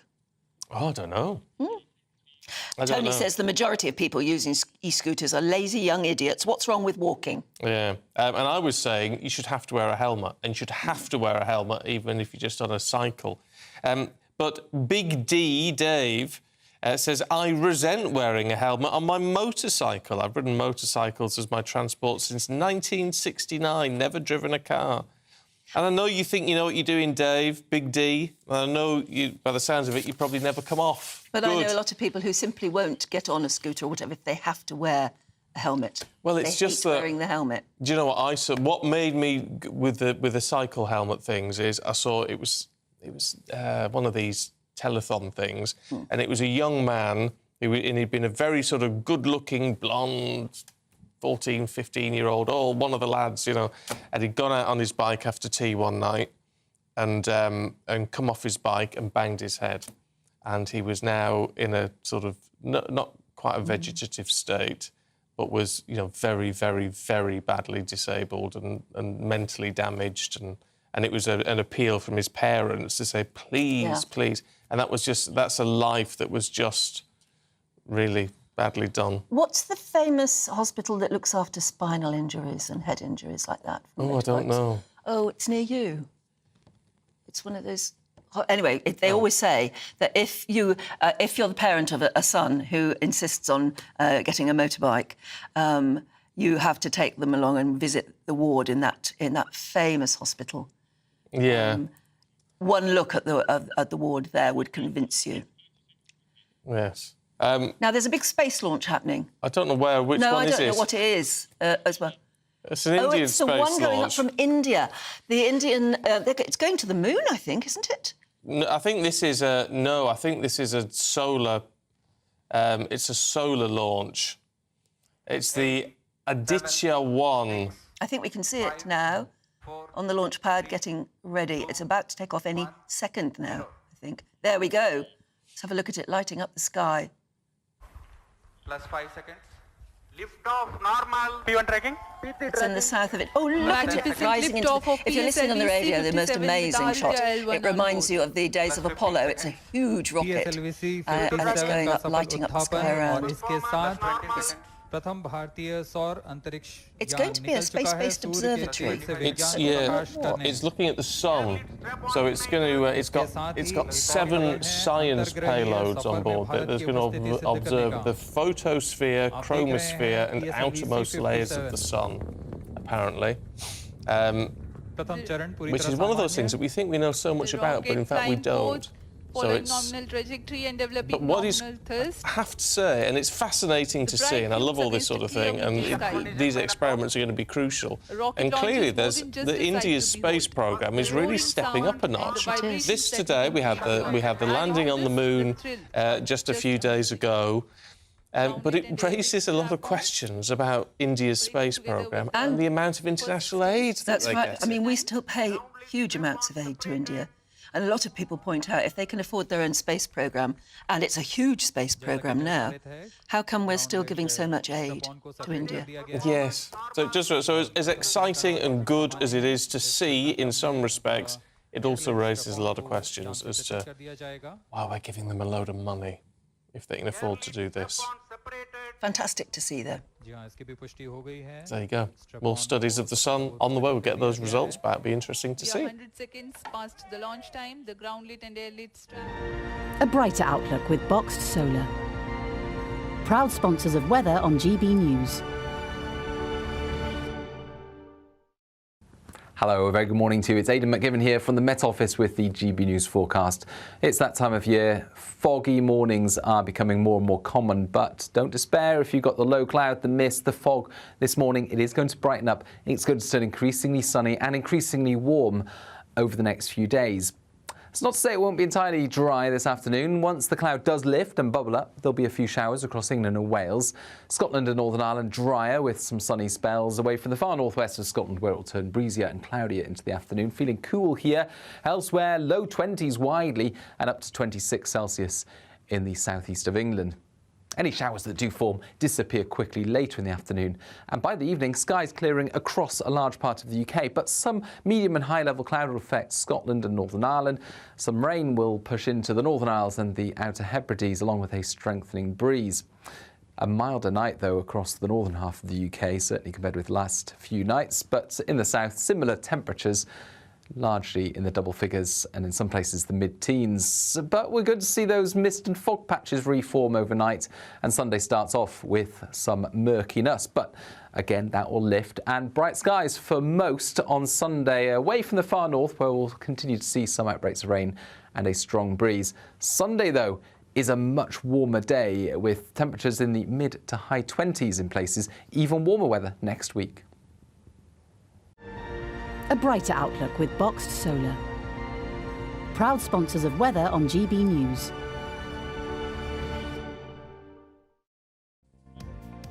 Lots still to come, including pensions. It's never too early to start your pension, of course. We know that. Little and often, as they say. Absolutely, yeah. Little and often. Very important. But anyway, there's more pension controversy on the cards. We'll bring you more in just a moment. What you get for breakfast is something that, if we do our jobs right, you will wake up to news that you didn't know the night before. It's a conversation. It's not just me and Eamon. We want to get to know you, and we want you to get to know us. From 6, it's Breakfast with Eamon and Isabel. Monday to Thursdays on GB News, Britain's news channel. Westminster is going around in ever-decreasing circles, followed by the media. Britain is broken. How on earth did we get into this mess? But more importantly, how do we get out of it? Join me at 7 p.m, Mondays to Thursdays on Farage, here on GB News. We will have open, rational debate. We've got to work out how Britain moves forward from this. Join us here on GB News, the People's Channel. Britain is watching. When the news happens, it happens here. And really important breaking news. Breaking news this morning. On TV, radio and online, the news starts here on Britain's Newsroom. All the biggest stories and the answers that you need from across the UK and beyond. Join Britain's Newsroom from 9:30 on GB News. The People's Channel, Britain's news channel. Join me, Patrick Christie's Monday to Friday, 3 till 6. We tackle the day's news agenda like you've never seen before. It's high tempo, high octane, the most controversial topics and the best guests. You will not be able to take your eyes and ears off it. I'm not afraid to ask the questions that you really want answered. 3 till 6 p.m, Monday to Friday on GB News, the People's Channel, Britain's news channel. People in Britain, they love free speech, but they also love fair play. I don't care if I'm speaking somebody from a trade union, from the Labour Party, somebody from the SNP. And I think the viewers like to see that actually we can challenge one another, but in a positive way. We think we ask the questions that people want to ask, and often we ask the questions that we wanted to ask in Parliament but never got the chance to ask. So join us every Saturday, 10 a.m. till noon on GB News, Britain's news channel. Hi, I'm Dan Wootton. You can watch me live on GB News Monday to Thursday from 9 p.m. And did you know that you can also watch and listen live on our website, gbnews.com. You'll always be up to date on the latest breaking news, as well as enjoying the best stories, opinions and shows. You can even join the debate under our live player as you're watching. So head straight to gbnews.com on TV, radio and online. GB News, Britain's news channel. It's all about family, being in people's living rooms, all the interaction and getting to know who our viewers and listeners are. When I was young, my dad used to say, Nana, stop arguing. I wanted an outlet that would enable me to give my opinion. People are going through a really hard time right now, and I know that you don't feel like you're being listened to by the establishment. I came to GB News because it's the people's channel and I want the audience to have their say on the events of the day. We're dynamic. We do something different. Democracy shows that the wisdom of the nation is in its people. I get to travel to find out what the story is from a personal perspective. The British people aren't fools. We know when we're not being told the full story. We've got to work out how Britain moves forward from this.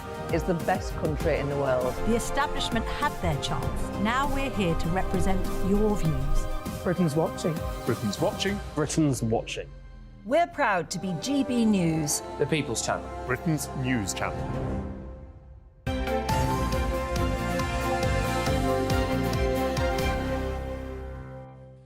$7:28, good morning to you. Watching and listening to Breakfast with Stephen and Anne. Now, new research has found that there is a real risk of a new generation of pension inequality emerging if no action is taken. Yes, all to do with sort of parenting, really. I think it's to do particularly with if you stop work to have a baby, and maybe if your partner as well stops work to help parent, particularly in those early months, then you're not contributing in to the pension scheme. And you may find that later on, it may not be desperately important to you at the time, but later on when you want your pension, you might find that seriously affected. Yeah, but this is around government pension, which might not exist actually. Well, that's by the what time. I was thinking. Should we talk to pension expert Tom McPhail? Hello there, Tom. Hi. Can you explain what the problem is, first of all? And then why should we really worry about it when we all feel that we're probably never going to get a pension? Well, hopefully most of us will get a pension. The problem is that, I mean, you've already kind of touched on it. There's that gap in middle life, particularly in people's 40s, particularly when women tend to earn less money than men. And with pensions, more than anything, what you get out is a function of what you put in. And investment returns matter, and the tax relief matters, and so on, and the pension you're in matters. But more than anything, it's what you put in that matters. And there's still today quite a big gap in middle life between what women get put into their pensions compared to men. So overall participation rates and numbers of people in pensions are roughly equal between men and women. So it's not that women aren't joining pensions, but overall there's about a £10 billion a year gap in workplace pensions in terms of the contributions between what women are getting and men are getting. And that is largely down to that gap in income. I'm not sure we're ever entirely going to close that gap. Yeah, it'd be great if we do, but if we don't fix the contribution, the earnings gap, we won't fix the pensions gap. All right, so this is a workplace pension, so it's in effect a private pension we're talking about here rather than the government pension. But it's not. This is where the gap between the sexes gets complicated, because it's not about people earning less for the same job, because that would be illegal. It's more that women are in lower paid jobs. Is that the issue? Yeah, you've hit the nail on the head there. If you look at the state pension, actually now women's and men's pensions are largely equal. But baked into the system, you know, things happen slowly with pensions. They happen over decades. And think back over the 90s and the 80s and so on. There's been a period of time where typically women were earning quite a lot less than men. And that's still playing through the system. So the people coming up towards retirement now, their pensions have been built up through those decades. And there the difference between men and women was more acute. So this gap is not going to close anytime soon. Now, today, it's about that motherhood penalty that a lot of women still pay around the ages of 30s and 40s, when quite often they're earning less than their partners. And as a consequence, they've got less money going into pensions, because pension contributions typically are calculated as a percentage of pay. So, yeah, we're talking about the private pensions and the contribution rates going in. Now, there are other disparities in the system. Self-employed people get a really raw deal. Most self-employed people are not saving for retirement at all. That's another big problem. There's a huge gap between public sector workers and private sector workers. I mean, to illustrate that, a woman working in the public sector gets, on average, pension contributions that are 3 times greater than the average man working in the private sector. So there are disparities all across the system. But, you know, we're looking at men and women here today. And unless you change the function of how parents operate, and unless you can change the earnings penalty that women suffer as a result of motherhood, you're not going to fix that pensions gap entirely. There are other things couples can do. For example, a man can put money into a pension on behalf of his wife. So you can sort of redress the balance a little bit yourself. And the government's tried to boost childcare resources to help women get back to work earlier. But, there's still that motherhood premium, and it's very difficult to get over. And it's a very busy time of your life when you've just had a child, isn't it? That in that middle sector, as you were saying, you're very, very busy. You're hopefully building your career. You're having a child. You're thinking of buying a house, all the rest of it. You don't think about pensions, do you, until later on when you might get a nasty shock. Is that what you come across?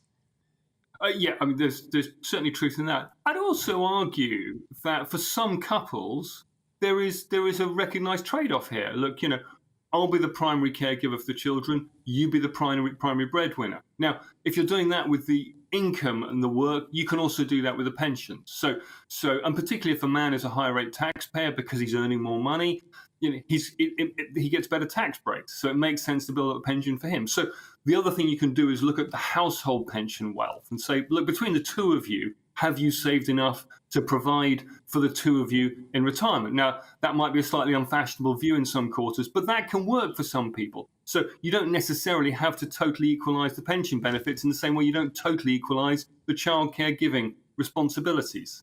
Yeah, I was going to say, because that's key to all of this, isn't it? That you need to look at the household rather than the individual with all of this, because, as you say, otherwise you're never going to balance it out completely. It seems almost impossible to address it in that sense. But if you look at a household income, it's a totally different picture.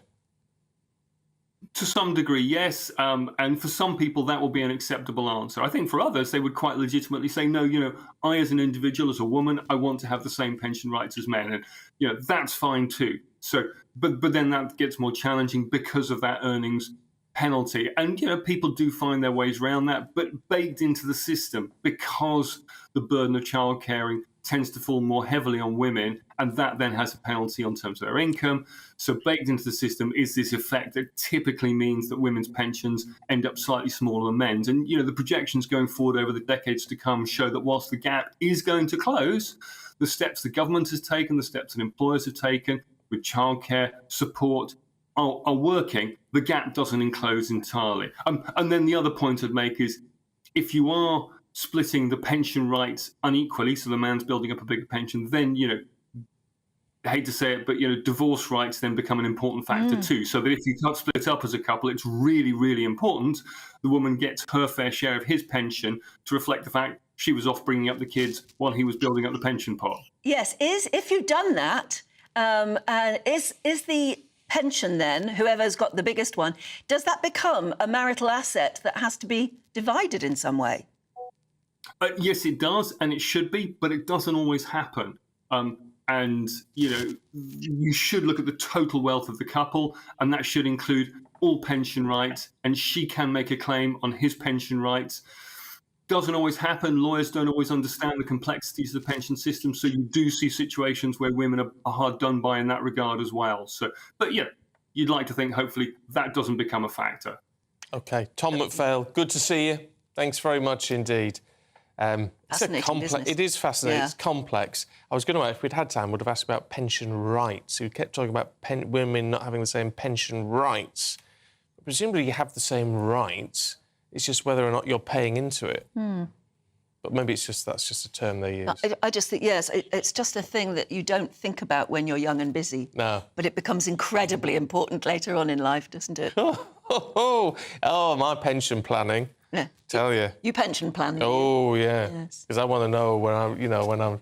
What is frightening, what is genuinely frightening, is when you look at your pension pot and how big it is, and it can look like a lot of money. It looks like a lot of money, but And then when they work out how much you'll get a year from it... It's pathetic. It's awful. Yeah. It's terrifyingly small. I mean, to be comfortable, you need a pension pot of several million. Million. Just thinking you've got a few thousand ain't enough. Yeah. It's just horrible. I started paying into a pension when I was, I think, 24. And I thank Peggy, my sister's mother-in-law, who took me to one side. I think I'd just started in television. And she said, you don't want to think about it now because, you know, you're enjoying your life and you're enjoying your new career. But believe me, you should start paying into a pension now. And she was so emphatic. I thought maybe that is a bit of advice I really should take seriously. And so I did, and I'm so thankful I did. Yeah, it's got to be done. But of course, a lot of people now say, well, just can't afford it. I know. Anyway, if you've got any pension thoughts, pension advice, get in touch, let us know, gbviews@gbnews.com. We're going to take you through all the newspapers in just a moment. This is GB News. This September, the GB News family is back together. From breakfast, right across the day, breaking the latest stories, and every evening. And don't forget the weekend. We've got the whole of the UK covered. Every week, we'll be hearing your views from up and down the country, with fun, lively and intelligent conversation with the biggest guests. This September, we'll meet Chris and John. Thank you for choosing GB News. We're proud to be Britain's news channel. The Live Desk with me, Mark Longhurst. And me, Pip Thompson. It's here Monday to Friday on GB News. From midday, we'll bring you the news as it breaks, whenever it's happening and wherever it's happening, from across the UK and around the world. Refreshing, feisty, but with a bit of fun too. If it matters to you, we'll have it covered on TV, radio and online. Join the Live Desk on GB News, the People's Channel, Britain's news channel. So Jubes and Co, we tackle the issues of the day with real robust debate, both sides of the fence, battling it out with me in the middle with my forthright opinions and views. And often really interesting things happen because you start with a position and then by the end of the debate you find actually, well, I might not have thought about that one. What we need in this country is 2 new political parties. You should maybe think about doing a 2024 calendar. I'm Michelle Dewberry and I'm keeping you company right through until 7 o'clock this evening. GB News, the People's Channel, Britain's watching. Every Sunday from 11, join Michael Portillo. There will be topical discussion, looking at the week before and the week to come. So kick back and relax at 11 a.m. on Sundays on GB News with me, Michael Portillo. GB News, the People's Channel, Britain's news channel. In a world of dull and predictable radio and TV shows. Oh, hi. On Mark Dolan tonight, we've got big guests. We drill into the big stories of the day. The show adds up to a brilliant listening and viewing experience. Mark Dolan Tonight is the most entertaining current affairs show ever, and that's a fact. That's Mark Dolan Tonight, Friday, Saturday and Sunday from 9. Only on GB News, Britain's news channel. Like all families, we have arguments every now and then, but actually we agree on what the mission of GB News is, and that's the most fundamentally important thing. GB News provides the kind of platform that lets all voices be heard. We don't hold back. We're free to say what we really think. Just because some people who live in a tiny little Westminster bubble think that their particular story is important, that's not the most important story for me. And often they will be difficult stories, stories that you won't find on the establishment media. Because what people think in the north of England may be very different to what they're thinking in their home counties. We're going to carry on telling the world what life is really like for households up and down the UK. We love to be in your car, in your kitchen as you're having your breakfast. Whatever you're doing, you are part of the show. If it matters to you, it matters to us. Britain's watching. Britain's watching. Britain's watching. We're proud to be GB News, the People's Channel, Britain's news channel.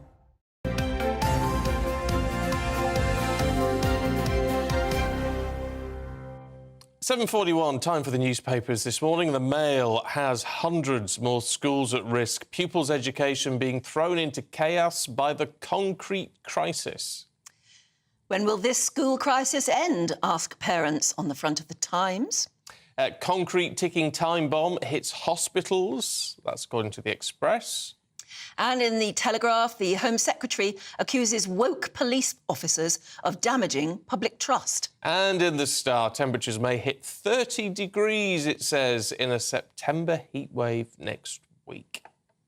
And let's hope it's a nice sunny one as well. Joining us to look through the papers, assistant editor at The Spectator, Cindy Yu, and political editor of HuffPost UK, Kevin Schofield.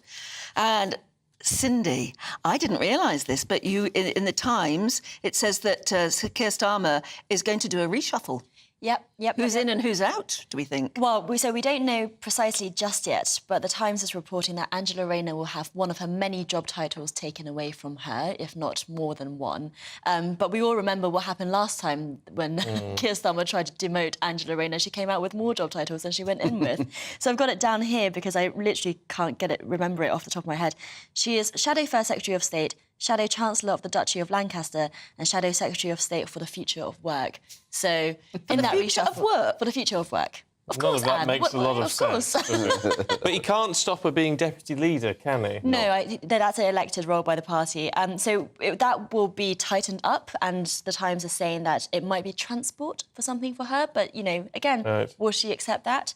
Other people are saying that maybe she'll be moved into levelling up to shadow Michael Gove, replacing Lisa Nandy. So where does Lisa Nandy end up with? But I think it won't be a massive reshuffle because many of the major names like Rachel Reeves, the public is only just getting to know these major players. It wouldn't be a good idea to reshuffle them out just yet. So why reshuffle at all at the moment? I think it's just, it's been a while and you need to freshen things up and it's the last chance to do it before the next election. And it's always a question of timing because you do it now and it's like a month before party conference. So it doesn't really give the new people much chance to work up at their briefs and make big speeches. But then you do it after. And then you've got all these people making speeches at conference and then they're going to get sacked. That would be embarrassing, It's a difficult one. And we are expecting a proper reshuffle from Rishi Sunak, aren't we? Towards the end of the year, we believe, yeah. So that's been postponed. That was meant to be round about now as well. But he decided, for whatever reason, not to, which hasn't really gone down terribly well with a lot of Tory MPs. They think it's a sign of weakness. Obviously, they had to carry out a mini reshuffle, very mini, when Ben Wallace stood down in the week then, Grant Shapps, new Defence Secretary. But the big one is still to come towards the end of the year. But leaders hate reshuffles, really, because they often cause more trouble than they're worth. Yeah. You know, people don't like being moved around. Especially when they don't accept being moved around. No, they don't like it. No. Exactly, yeah. Kevin, let's have a look at the Times. Looking at the Durrell Zoo. But there's all these concerns that we only like cute animals now. Yeah, so I don't know if you've ever been to Jersey Zoo, but the whole concept of it is that it was set up to protect endangered species and help breed them in captivity so that they weren't lost forever. It's named after Gerald. Is it Gerald or Gerald Durrell? Gerald Durrell. Yeah. That's So right, he set it up in 1959. Yeah, and you know, it's been praised around the world for that specific agenda that it's got. However, there's been a change in its strategy, and they're now starting to bring in more box office animals that people actually want to turn up to see. So, a lot of these endangered animals, they're not maybe great to look at. They're not particularly sexy, so they're not getting bums on seats. So, and that's important for a zoo to be able to go on. Well, that's it. So it's trying to strike that balance. Now, behind the scenes, there's a big crisis because the head of mammals, Dominic Wormel, he resigned after 34 years just last week with a pretty stinging attack on this new strategy, saying that the problem with chasing a cheap buck is that you end up with animals which are basically, popular in Walt Disney films rather than helping to protect so he endangered sort of called species. it the Disneyfication. The Disneyfication of the zoo. So it's so it's caused a lot of controversy. And it's a difficult one, though, isn't it? Because you've got to get bums on seats. You get people in to pay for the animals that are endangered. So it's all very well, I think, having high principles, which is to be admired. But the bottom line is you have to make some money to bring the public in. Or else, because what you don't want is a zoo to have to close, and then it's not helping anybody. So yeah, quite an interesting one, though. It is, isn't it? Oh, dear me. Well, I think you've got to appeal to everyone to get them in. Now, Cindy, in the Telegraph, Grant Shapps, who's got now a very serious job indeed, but he's very keen on his social media. Yeah, speaking of appealing to everyone, Grant Shapps has 15,000 followers on TikTok, which he's painstakingly built up. Now, back earlier this year, the government put out new restrictions saying that government ministers can't have them on their government devices. So Grant Shapps doesn't have that. Grant Shapps is now saying that he doesn't have it on his personal devices either, despite his personal account being on there, because his constituency staff who run his account for him. Now that he's Secretary of Defence, Secretary of State for Defence, lots of China-concerned backbench MPs are criticising him for still using what is essentially a Chinese-owned app, even in its international format, saying that this is going to be a security concern.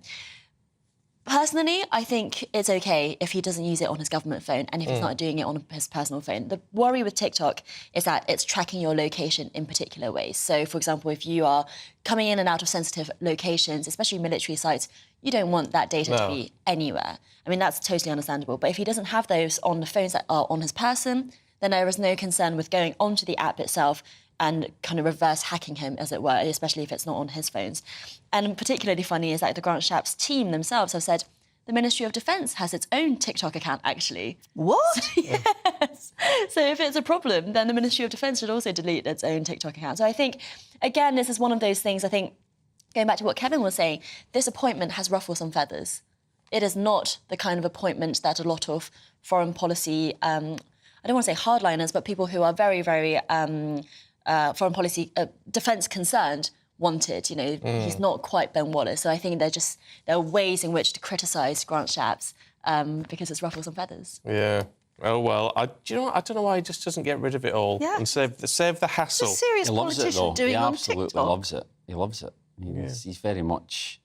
As I understand, it is quite addictive. I don't use it, but as I understand, people who go on it are very... Yeah, I don't use it either. Yeah. Kevin, let's talk about robot cats, should we, in The Guardian this morning? Because sounds good to me. In care homes, yes. So they, and dogs, not cats only, robot dogs as well, are being used increasingly in care homes with dementia patients. And it's apparently producing incredible results. It reduces anxiety, depression, it helps them to become more engaged.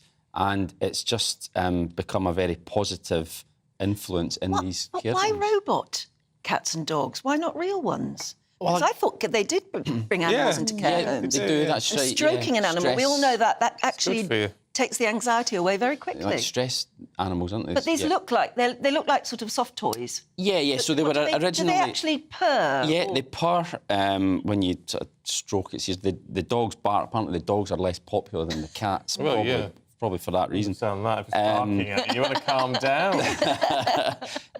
They were originally designed to entertain American children, but are now part of a fast-growing British market. I guess cost would come into it because obviously cats need to be fed, cleaned up after, and a bit more of a hassle. Whereas these ones just plug it in, plug it in, and off you go.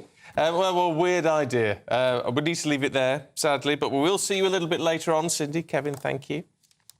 Now, let's talk about school uniforms. It's always a bit thorny issue at about this time of year because the varying costs of a school uniform, but apparently they can cost as much as £200 to £300.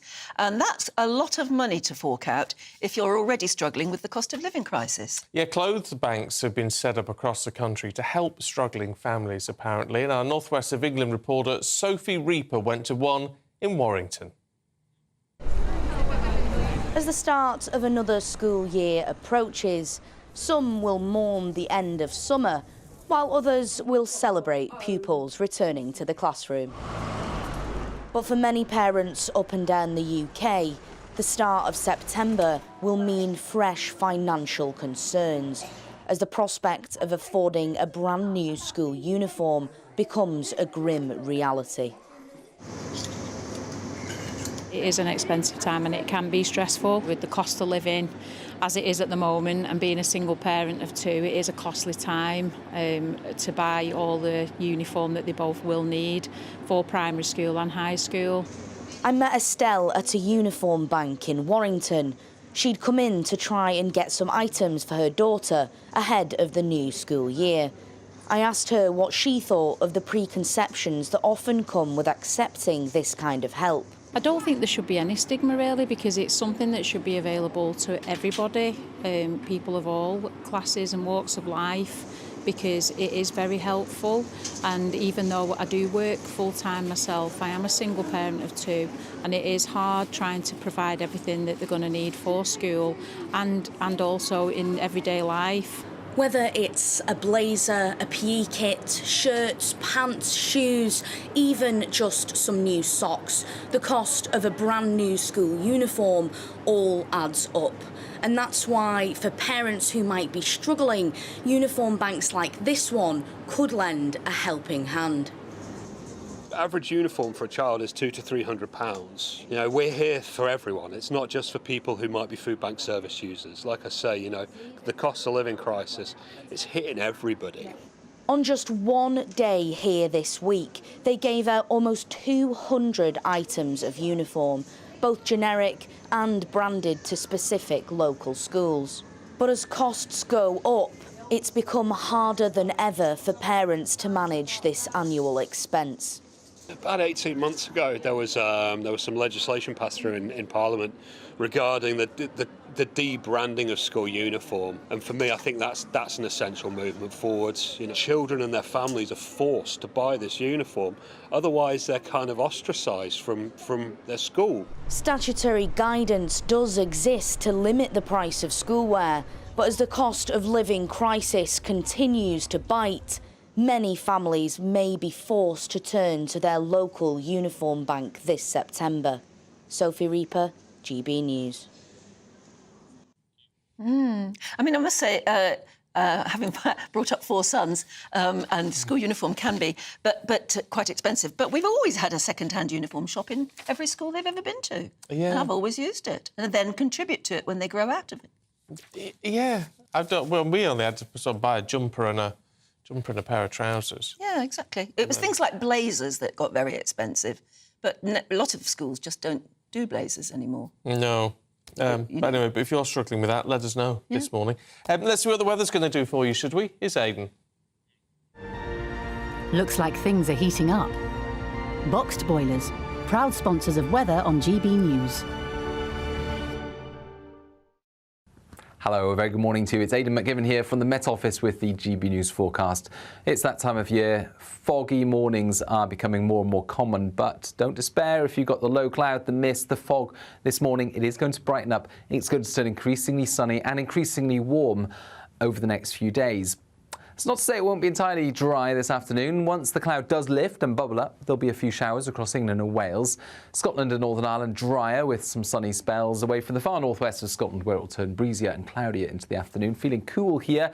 Elsewhere, low 20s widely and up to 26 Celsius in the southeast of England. Any showers that do form disappear quickly later in the afternoon, and by the evening, skies clearing across a large part of the UK, but some medium and high-level cloud will affect Scotland and Northern Ireland. Some rain will push into the Northern Isles and the Outer Hebrides, along with a strengthening breeze. A milder night, though, across the northern half of the UK, certainly compared with last few nights, but in the south, similar temperatures, largely in the double figures and in some places the mid-teens. But we're good to see those mist and fog patches reform overnight, and Sunday starts off with some murkiness. But again, that will lift, and bright skies for most on Sunday, away from the far north, where we'll continue to see some outbreaks of rain and a strong breeze. Sunday, though, is a much warmer day, with temperatures in the mid to high 20s in places, even warmer weather next week. Looks like things are heating up. Boxed boilers, proud sponsors of weather on GB News. We'll bring you more on the rail strikes coming up. Dan in Northumberland says the RMT are killing their own jobs. Phil says, I fully support the rail strike. So many people need ticket offices to pay for tickets and just to get information. I think it's important to have a ticket office then. Keep your thoughts coming through.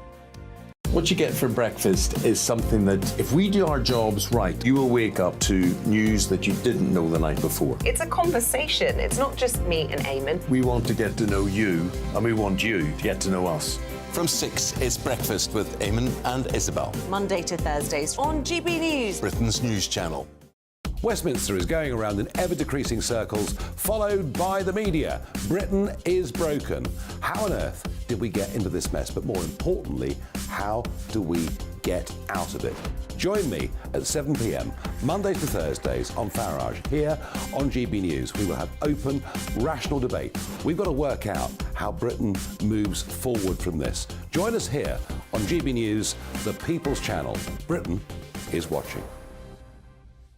When the news happens, it happens here. And really important breaking news. Breaking news this morning. On TV, radio and online, the news starts here on Britain's Newsroom. All the biggest stories and the answers that you need from across the UK and beyond. Join Britain's Newsroom from 9:30 on GB News. The People's Channel, Britain's news channel. Join me, Patrick Christie's, Monday to Friday, 3 till 6. We tackle the day's news agenda like you've never seen before. It's high tempo, high octane, the most controversial topics and the best guests. You will not be able to take your eyes and ears off it. I'm not afraid to ask the questions that you really want answered. 3 till 6 p.m, Monday to Friday on GB News, the People's Channel, Britain's news channel. People in Britain, they love free speech, but they also love fair play. I don't care if I'm speaking somebody from a trade union, from the Labour Party, somebody from the SNP. And I think the viewers like to see that actually we can challenge one another, but in a positive way. We think we ask the questions that people want to ask, and often we ask the questions that we wanted to ask in Parliament but never got the chance to ask. So join us every Saturday, 10 a.m. till noon on GB News, Britain's news channel. Hi, I'm Dan Wootton. You can watch me live on GB News Monday to Thursday from 9 p.m. And did you know that you can also watch and listen live on our website, gbnews.com?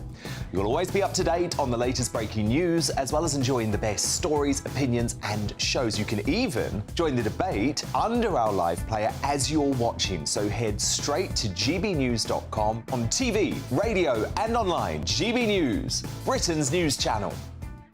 It's all about family, being in people's living rooms, all the interaction and getting to know who our viewers and listeners are. When I was young, my dad used to say, "Nah, stop arguing." I wanted an outlet that would enable me to give my opinion. People are going through a really hard time right now, and I know that you don't feel like you're being listened to by the establishment. I came to GB News because it's the People's Channel, and I want the audience to have their say on the events of the day. We're dynamic. We do something different. Democracy shows that the wisdom of the nation is in its people. I get to travel to find out what the story is from a personal perspective. The British people aren't fools. We know when we're not being told the full story. We've got to work out how Britain moves forward from this. It's the best country in the world. The establishment had their chance. Now we're here to represent your views. Britain's watching. Britain's watching. Britain's watching. We're proud to be GB News, the People's Channel, Britain's news channel.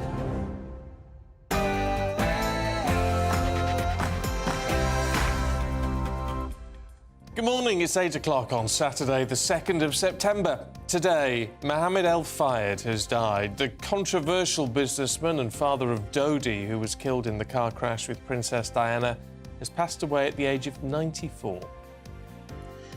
Over 20,000 RMT union members are walking out again following the ASLEF strike yesterday. Will we ever see the end?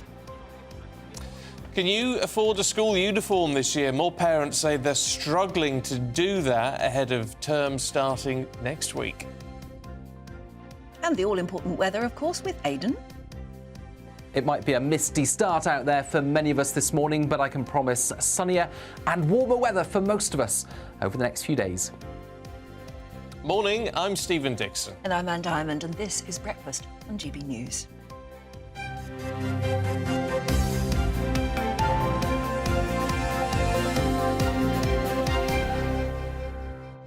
E-scooters has got you going this Yes, morning, hasn't it? Neil says we've had e-scooters for a long time in Bristol, and I would say nobody follows the rules of the road.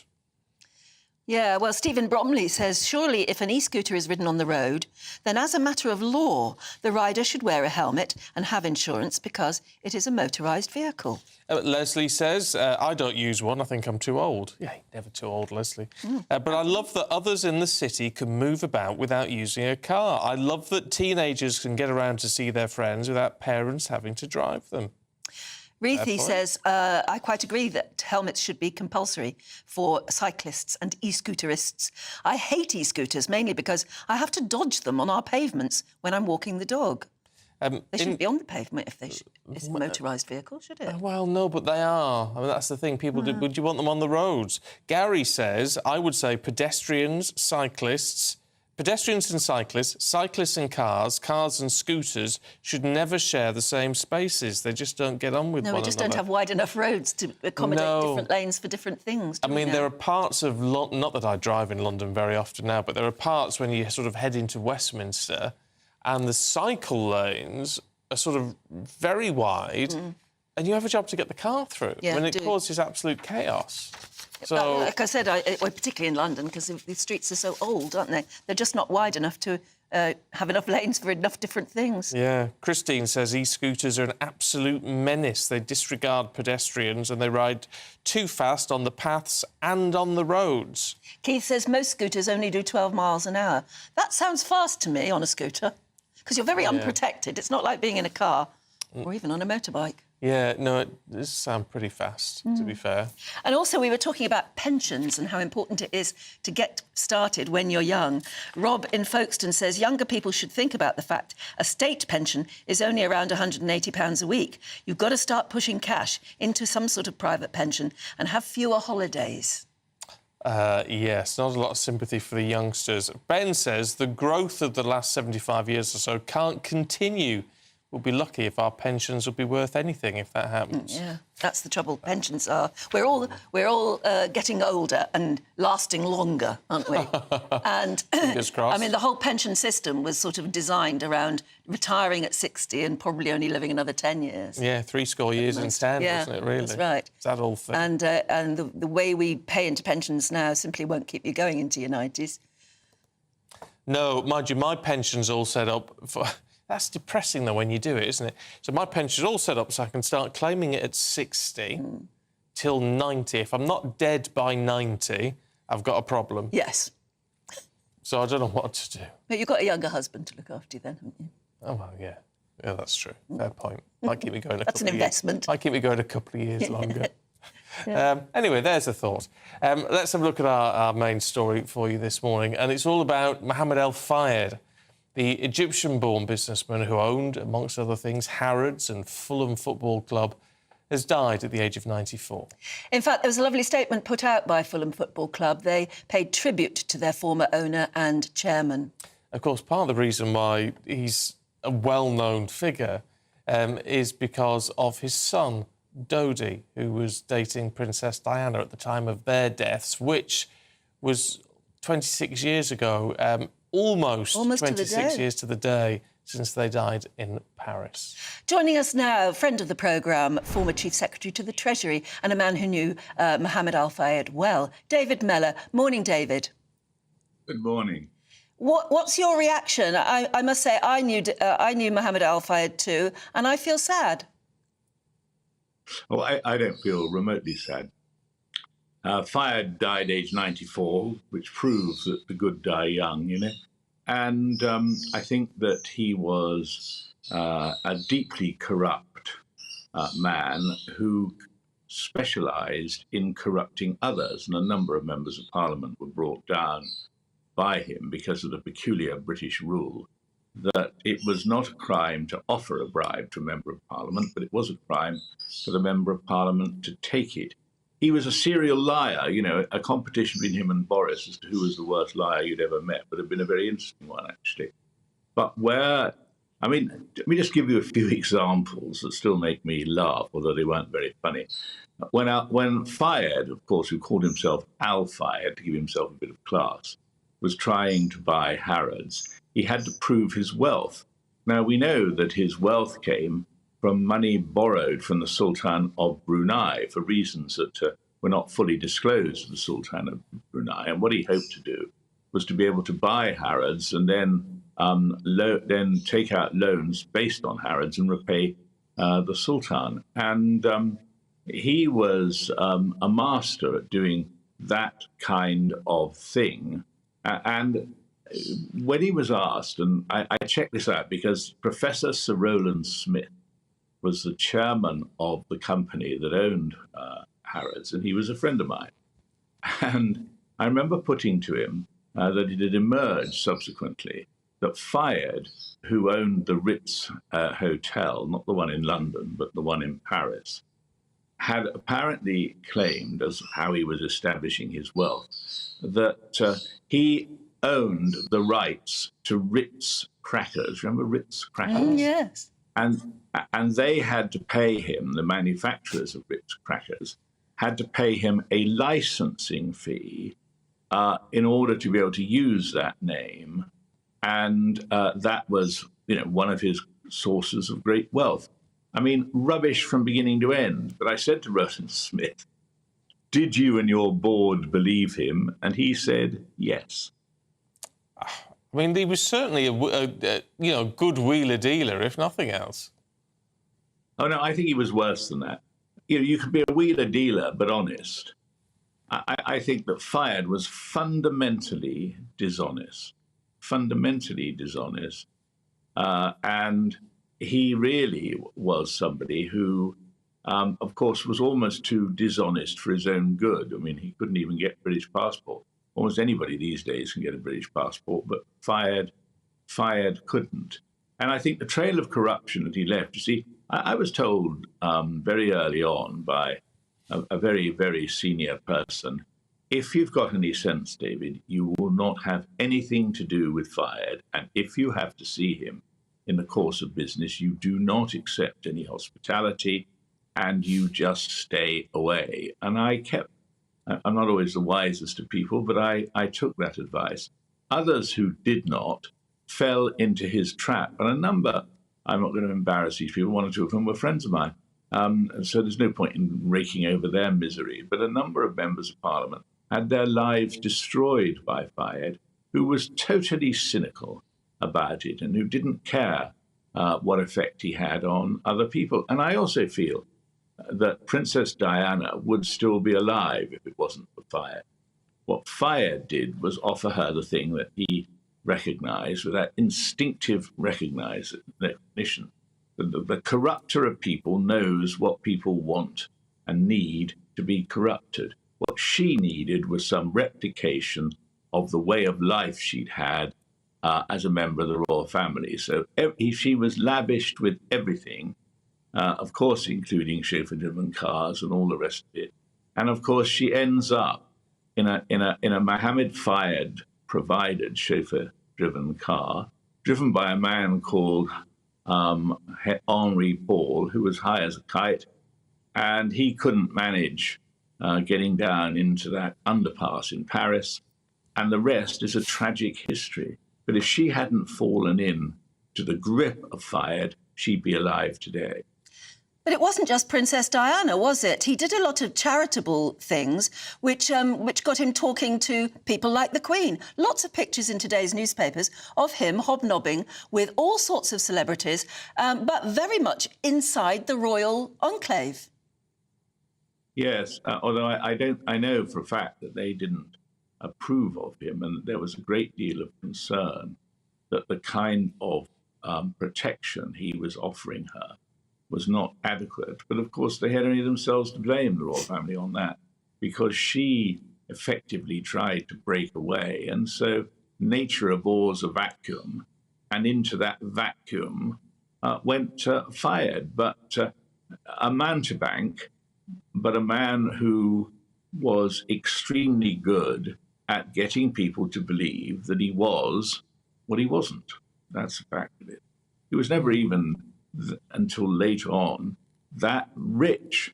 What he did do was borrow or find ways in which he could take money in order to pursue the career of an international businessman, which he wasn't really qualified to do. I go back over the Harrods thing. He didn't have the money to buy Harrods. He had money that he was able to obtain for other purposes from the Sultan of Brunei, and that's what he used to buy Harrods on the basis, once he owned Harrods, he could take out loans against Harrods and repay the Sultan, which I believe is what he did. Of course, the one thing that he always wanted, as you touched upon, that he never got was citizenship to this country. He never got his hands on a British passport. there were always accusations that that was some sort of racist policy directed against him, but clearly, David, you think, well, it was all his own fault. All his own fault. And by an interesting coincidence, I spent an exciting time on Thursday down at the new passport office in the docks, which was very efficient. And anyone who goes in there to collect their passport cannot leave believing there's any racial prejudice in the handing out of British passports, because most of the people who are collecting their passports were more obviously foreign than fired. OK. David, really good to see you. Thank you very much indeed. I feel it's the end of an era because he's part of that story. It's a story we're going to see acted out in The Crown, isn't it? And as David said, they're very much part of the end of Princess Diana too. I feel it's sort of the end of an era somehow. Well, yeah, it is. It's closing of that chapter, I think. But whether I've always felt, heck, it sounds like you'd know the fella. I've always been quite suspicious of him, in one sense. But clearly, he played a bit. You know, he played a big role, whether you liked him or not. I liked him, but then I didn't have to do business with him, I think. No. And I wasn't a politician, so I didn't feel threatened by him. David clearly feels that you can't be a politician and go around with somebody like Mohammed Al-Fayed. But he was always lovely to me, I have to say. He was very, very generous. But a big celeb. And very, very nice. But yes, he liked celebrity. Of course he did. That's part of his business. You see there, we've seen pictures of him with Sophia Loren and others. He always invited huge stars to open the January sale at Harrods, which was always an exciting thing. And he did give a lot of money to charity, particularly children's charities. But clearly, if you're a politician, you may have seen him very, very differently. Yeah. Now, talking of work that politicians have got to do, and there's going to have to, something's going to have to move on this because it is another Saturday and another strike. We think about 20,000 RMT union members at 14 different train operators have walked out again today, and it follows on from the ASLEF industrial action yesterday. Apparently there will be slightly more trains running compared with yesterday. Fewer than half of normal services, though, will be operating. Makes you wonder whether we're ever going to see an end to it. We can only hope so. Earlier, we spoke to the General Secretary of the RMT, Mick Lynch. Our members are consulted very thoroughly. I go around the country, we have branch meetings all of the time, and any documentation that the companies have given to us in terms of offers or proposals, we have sent to our members. We send them immediately as soon as we get them. And they have voted 3 times now to take this action. So the last time we had a serious set of offers was back in April, which were not acceptable. Our members voted then to continue with the strike action at a rate of 9-1, and we complied with all the thresholds that the anti-trade union laws put in front of us. So our members are very informed about all of the details of all of the offers, and they have spoken 3 times that they want to continue this action, because what they would have to do is give up their jobs. A quarter of our station staff are going to be made redundant under the latest proposals to shut ticket offices and de-staff stations. And then they've got more plans on similar lines for catering staff, engineering staff and train crew. So every one of our members in this dispute has got a job at risk, hasn't had a pay rise for 4 years, and is threatened with their terms and conditions being chopped up and diluted. So our members are completely informed, they're committed to the dispute, and they'll be out taking the action again today. What's the big... I mean, is there one big stumbling block which has to be got across now? Because there's been all the talk about pay, offers have been made, they might not be exactly what you want, but is pay still the big issue, or is it about the conditions linked to those pay rises and things like the ticket offices? Pay isn't the major issue. The major issue for our members is that they're all being threatened with job cuts. They're all being threatened that their terms and conditions will be taken away. They won't be able to negotiate working practices and their working time and all the rest of it.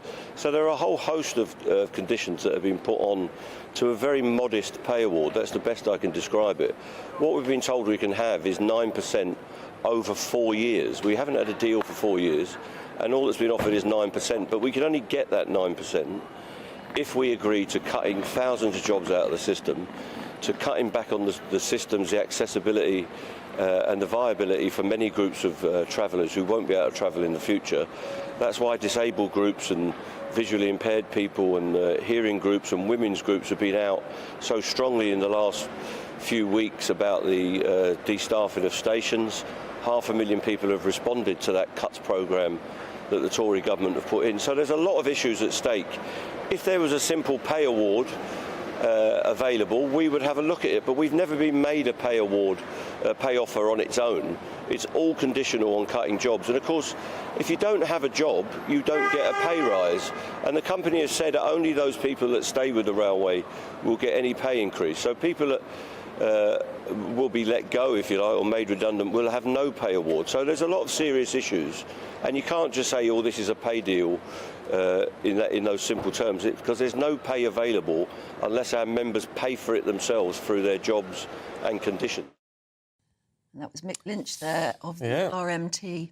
Well, let's head to Cleethorpes, should we, and our Yorkshire and Humber reporter, Anna Riley. Morning to you, Anna. Look, I mean, it's some very good points, but it's what people on those picket lines are actually making of this, 18 months in.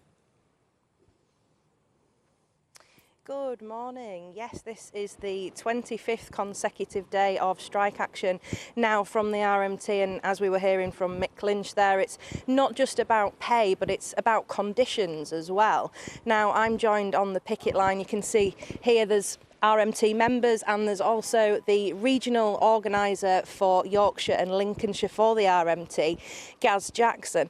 Gaz, what are your members telling you? Our members are determined to win this dispute. They understand the severity of the cuts if these proposals come in. What we want to do is get a negotiated settlement with the government. We need the government to unshackle the train operating companies to allow them to negotiate with us to make a deal for our members and get people back to work.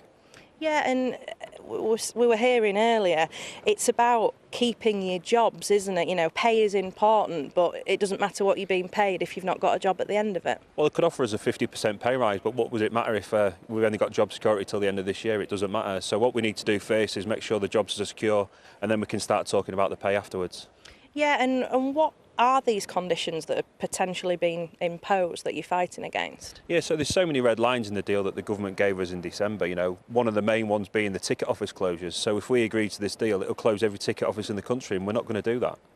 Yeah, and what have the public been saying? Because that consultation was extended, wasn't it, so more people could get their voices heard? Yeah, so the consultation closed last night at midnight. I think we've had over 500,000 responses to the government saying that they want the ticket offices to be remain open. So we're hoping that the government listen to them people and they do the right thing, and they keep the ticket offices open and make sure the railway is safe and accessible for everybody to use.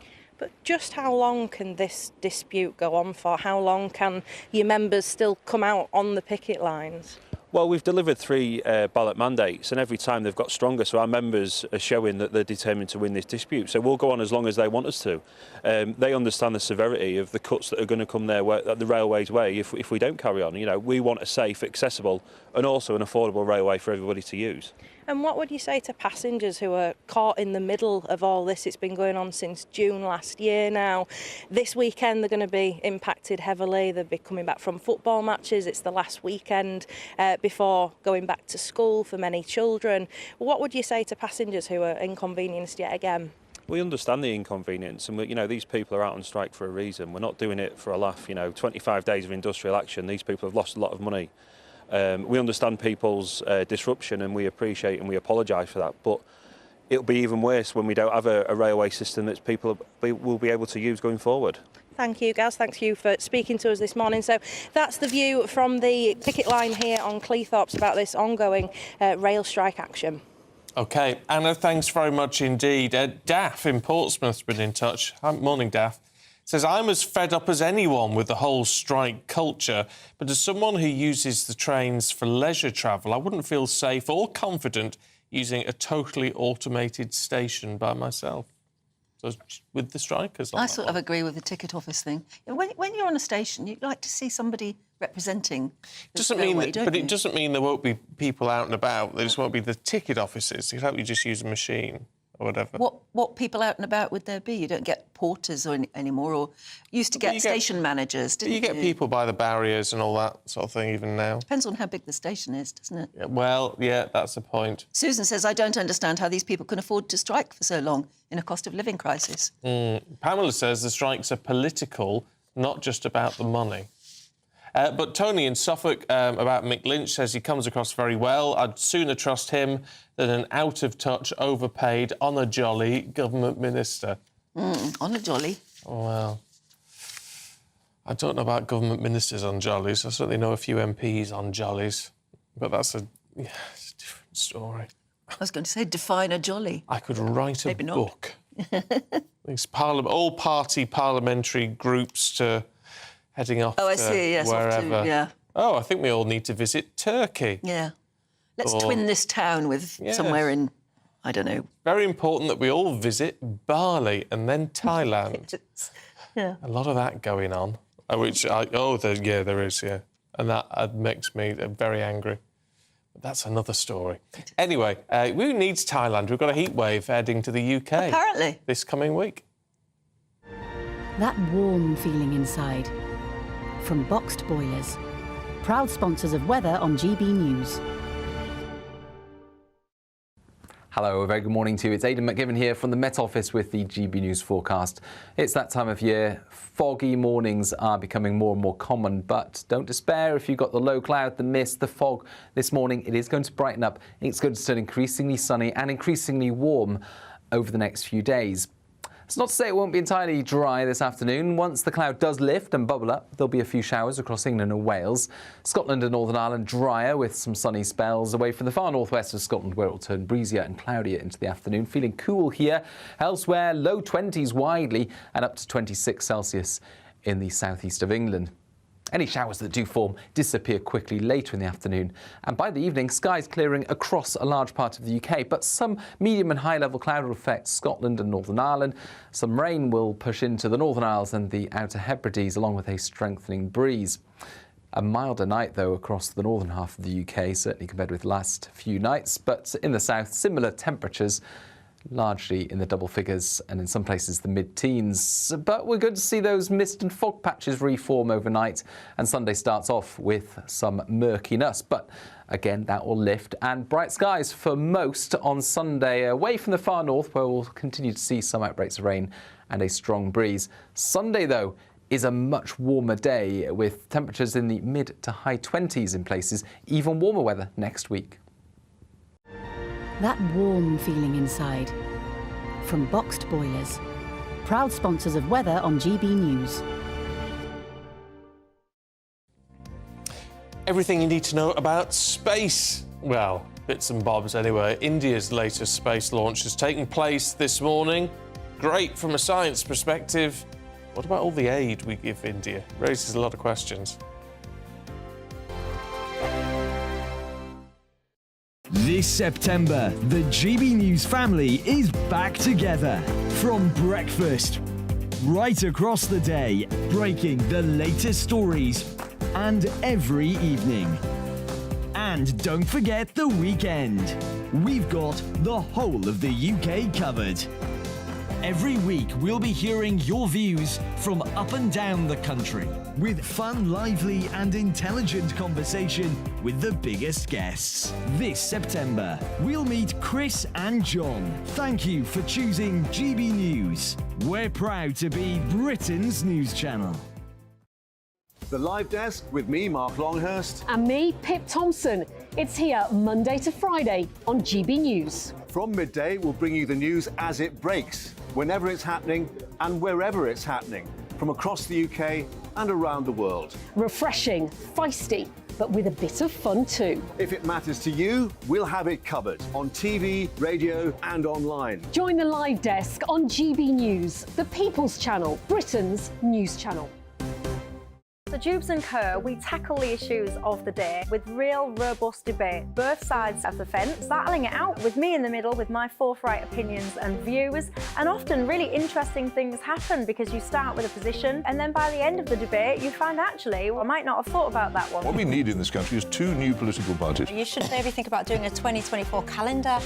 I'm Michelle Dewberry and I'm keeping you company right through until 7 o'clock this evening. GB News, the People's Channel, Britain's watching. Every Sunday from 11, join Michael Portillo. There will be topical discussion, looking at the week before and the week to come. So kick back and relax at 11 a.m. on Sundays on GB News with me, Michael Portillo. GB News, the People's Channel, Britain's news channel. In a world of dull and predictable radio and TV shows. Oh, hi. On Mark Dolan tonight, we've got big guests. We drill into the big stories of the day. The show adds up to a brilliant listening and viewing experience. Mark Dolan Tonight is the most entertaining current affairs show ever, and that's a fact. That's Mark Dolan Tonight, Friday, Saturday and Sunday from 9. Only on GB News, Britain's news channel. Like all families, we have arguments every now and then, but actually we agree on what the mission of GB News is, and that's the most fundamentally important thing. GB News provides the kind of platform that lets all voices be heard. We don't hold back. We're free to say what we really think. Just because some people who live in a tiny little Westminster bubble think that their particular story is important, that's not the most important story for me. And often there will be difficult stories, stories that you won't find on the establishment media. Because what people think in the north of England may be very different to what they're thinking in the home counties. We're going to carry on telling the world what life is really like for households up and down the UK. We love to be in your car, in your kitchen as you're having your breakfast. Whatever you're doing, you are part of the show. If it matters to you, it matters to us. Britain's watching. Britain's watching. Britain's watching. We're proud to be GB News, the People's Channel, Britain's news channel.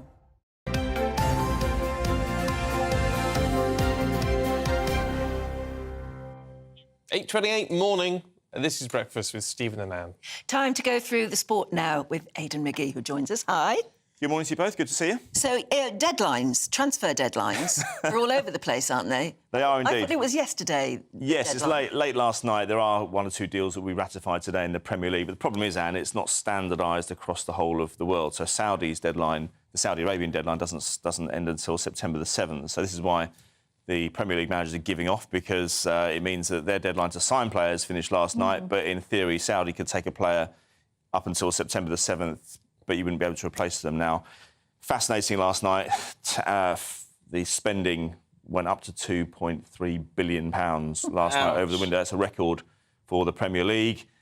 What can I say? I mean, the most interesting deal was one that didn't happen, and that's that the Saudi club Al-Ittihad bid £150 million for 31-year-old Mo Salah, and Liverpool must have had real problems having to reject that one because How did they hold on to him, do you think, then? Well, they're trying to... Well, I think the manager has basically kicked off Jurgen Klopp because they can't, for the reasons we said earlier, they can't replace him.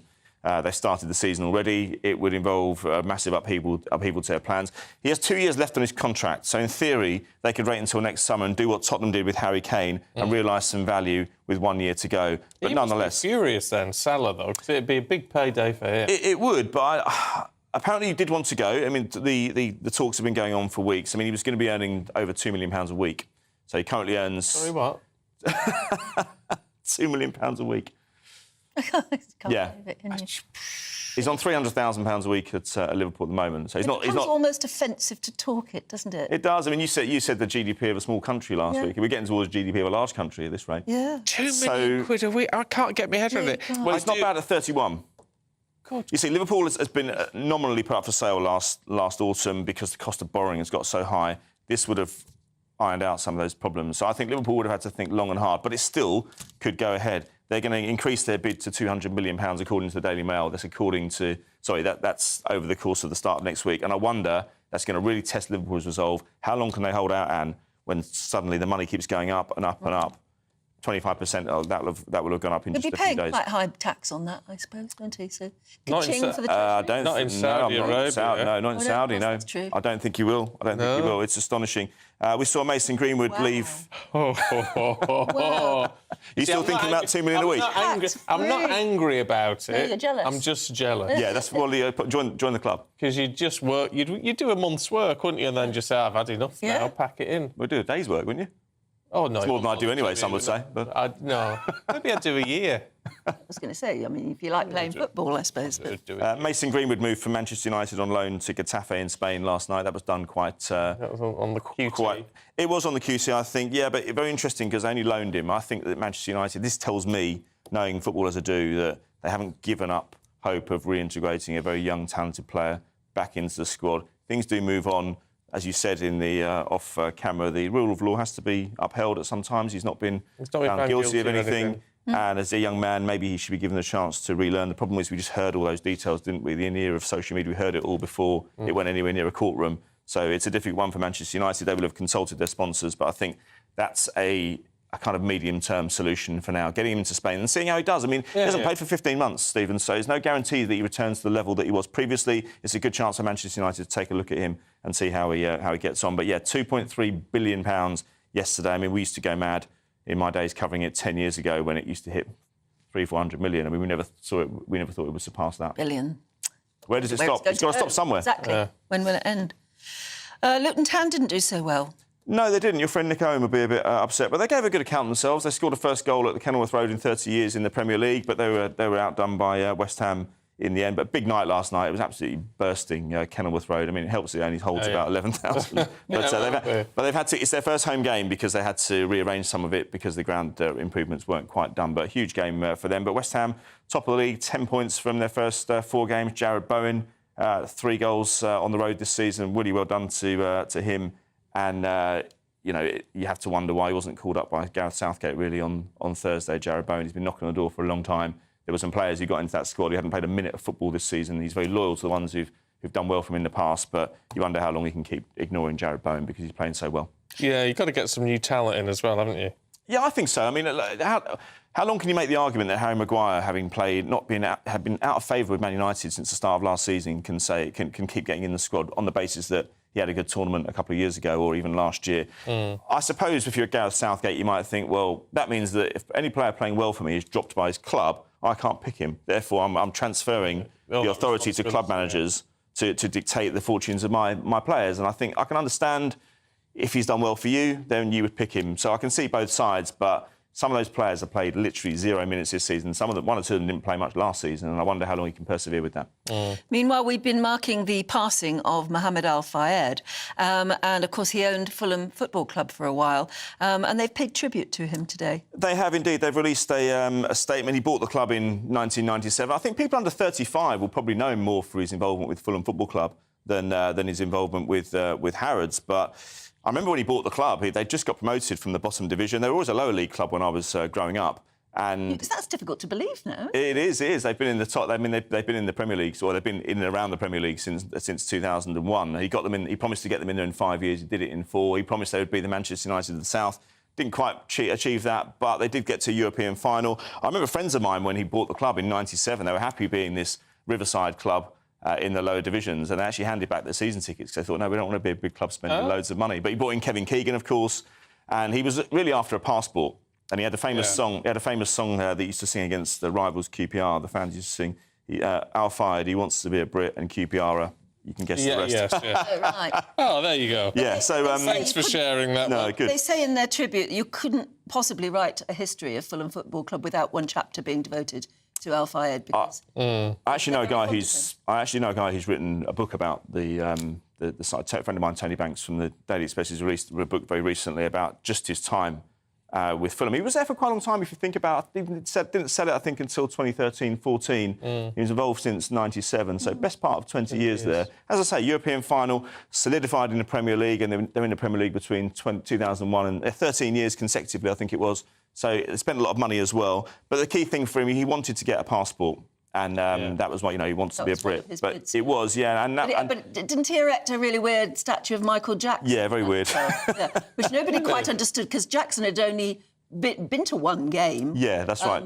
But, of course, he loved Michael Jackson, too. They shunted him around the side in the end. Sequined Michael Jackson. I know, it was very strange for him. He invited a lot of ridicule, actually. But when he left the club, they took it down. They did quite swiftly, yeah. But the interesting thing about the passport was that he used the Kevin Keegan situation quite interestingly, because England came knocking for a manager who was effectively in the third division, and he said, I'm doing my duty to the country by giving Kevin Keegan over to the England national team. Yeah, but he still didn't get him a passport. No, still didn't work.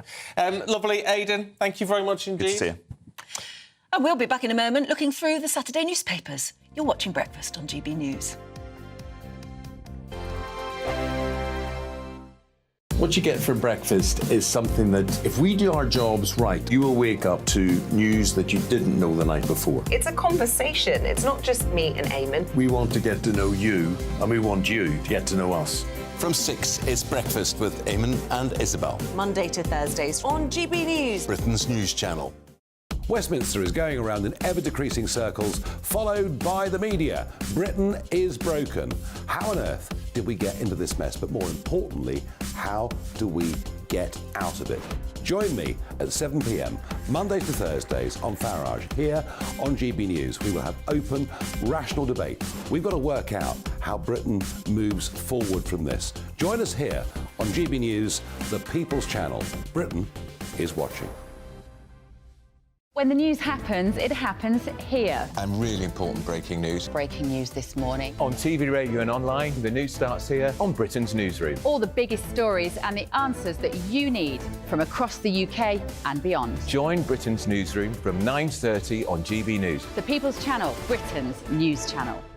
Join me, Patrick Christie's, Monday to Friday, 3 till 6. We tackle the day's news agenda like you've never seen before. It's high tempo, high octane, the most controversial topics and the best guests. You will not be able to take your eyes and ears off it. I'm not afraid to ask the questions that you really want answered. 3 till 6 p.m, Monday to Friday on GB News, the People's Channel, Britain's news channel. People in Britain, they love free speech, but they also love fair play. I don't care if I'm speaking somebody from a trade union, from the Labour Party, somebody from the SNP. And I think the viewers like to see that actually we can challenge one another, but in a positive way.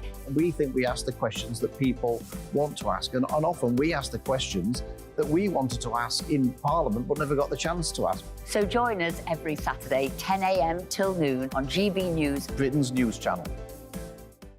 Hi, I'm Dan Wootton. You can watch me live on GB News Monday to Thursday from 9 p.m. And did you know that you can also watch and listen live on our website, gbnews.com?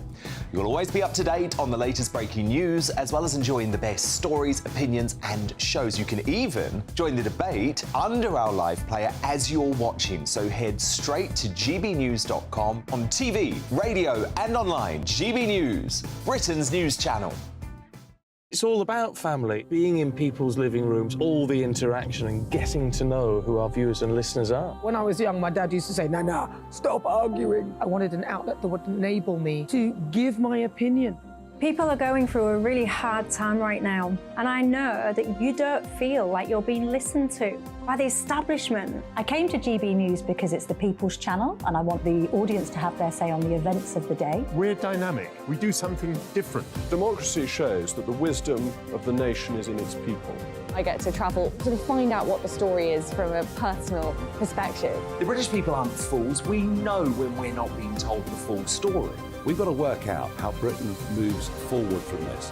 It's the best country in the world. The establishment had their chance. Now we're here to represent your views. Britain's watching. Britain's watching. Britain's watching. We're proud to be GB News, The People's Channel, Britain's news channel.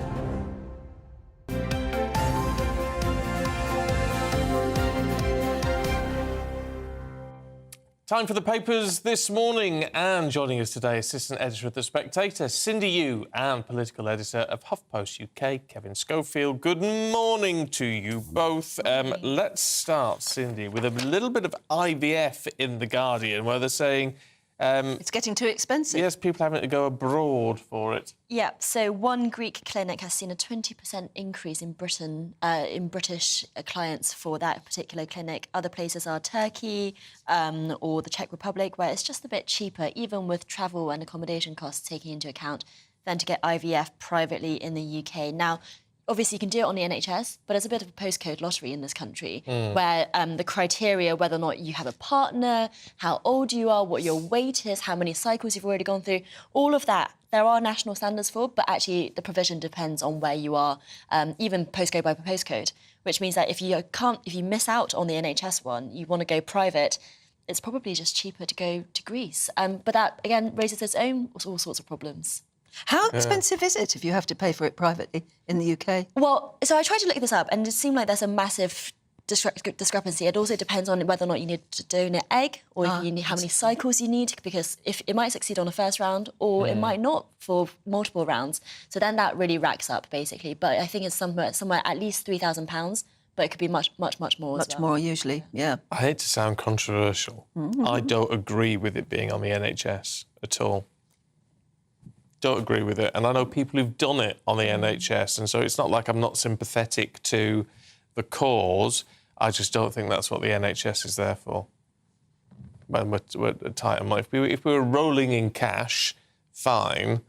But the way we are at the moment, I just don't think the NHS should be paying I think for it's it. always been controversial that it's available on the NHS. Yeah, People see it in a different way. It has. But then I guess then you open up the debate as to whether IVF should be the preserve of the well-off, you know, who can afford to go private for It's it. the idea that people say they have a right to have children, a right to try to have children. I don't agree with it. I don't agree with it. But they can be critically desperate to have children. Yeah. Oh, well, And that has an effect on mental health. Adopt. Adopting isn't always easy either. No, but we have got. There are plenty of children to be adopted, and I think that should be, that should be looked at.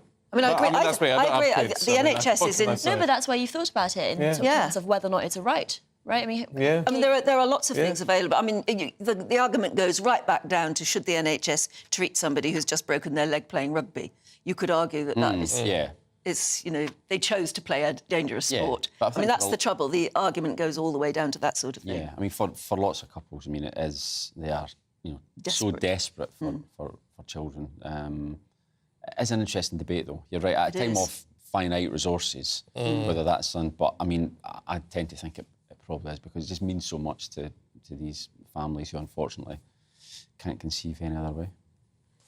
It's incredibly emotional, isn't it? I mean, it is literally a primitive, an instinct to have children, to want to pass on your biological genes, and people feel very iffy about adoption in those ways. So it's a very emotive topic. And, Stephen, I don't know. It depends on whether you think you have a right to reproduce. But then they do that, but then, say, for those people who then have a donor egg or donor sperm, you're not actually passing on any genes, are you? It's just... No, that's true. It's effectively somebody else's child that you're... But then if you carry, then women do have that connection with children that they do carry. I mean, it's very, very tricky. There's no easy answer to it. Do let us know what you think. It is a debatable subject. It always has been. Very, very controversial. We'd love to hear from you. I'm certainly not claiming to be right, so I'm just throwing it out there. And, of course, it's not the only fertility treatment. So you could, I mean, it does, if you say the NHS shouldn't be providing IVF, what about other fertility treatments too? Like what? Well, like pills and all sorts so different fertility treatments. Yeah, that's true. Contraception is on the NHS. Yes, that's true. Is it?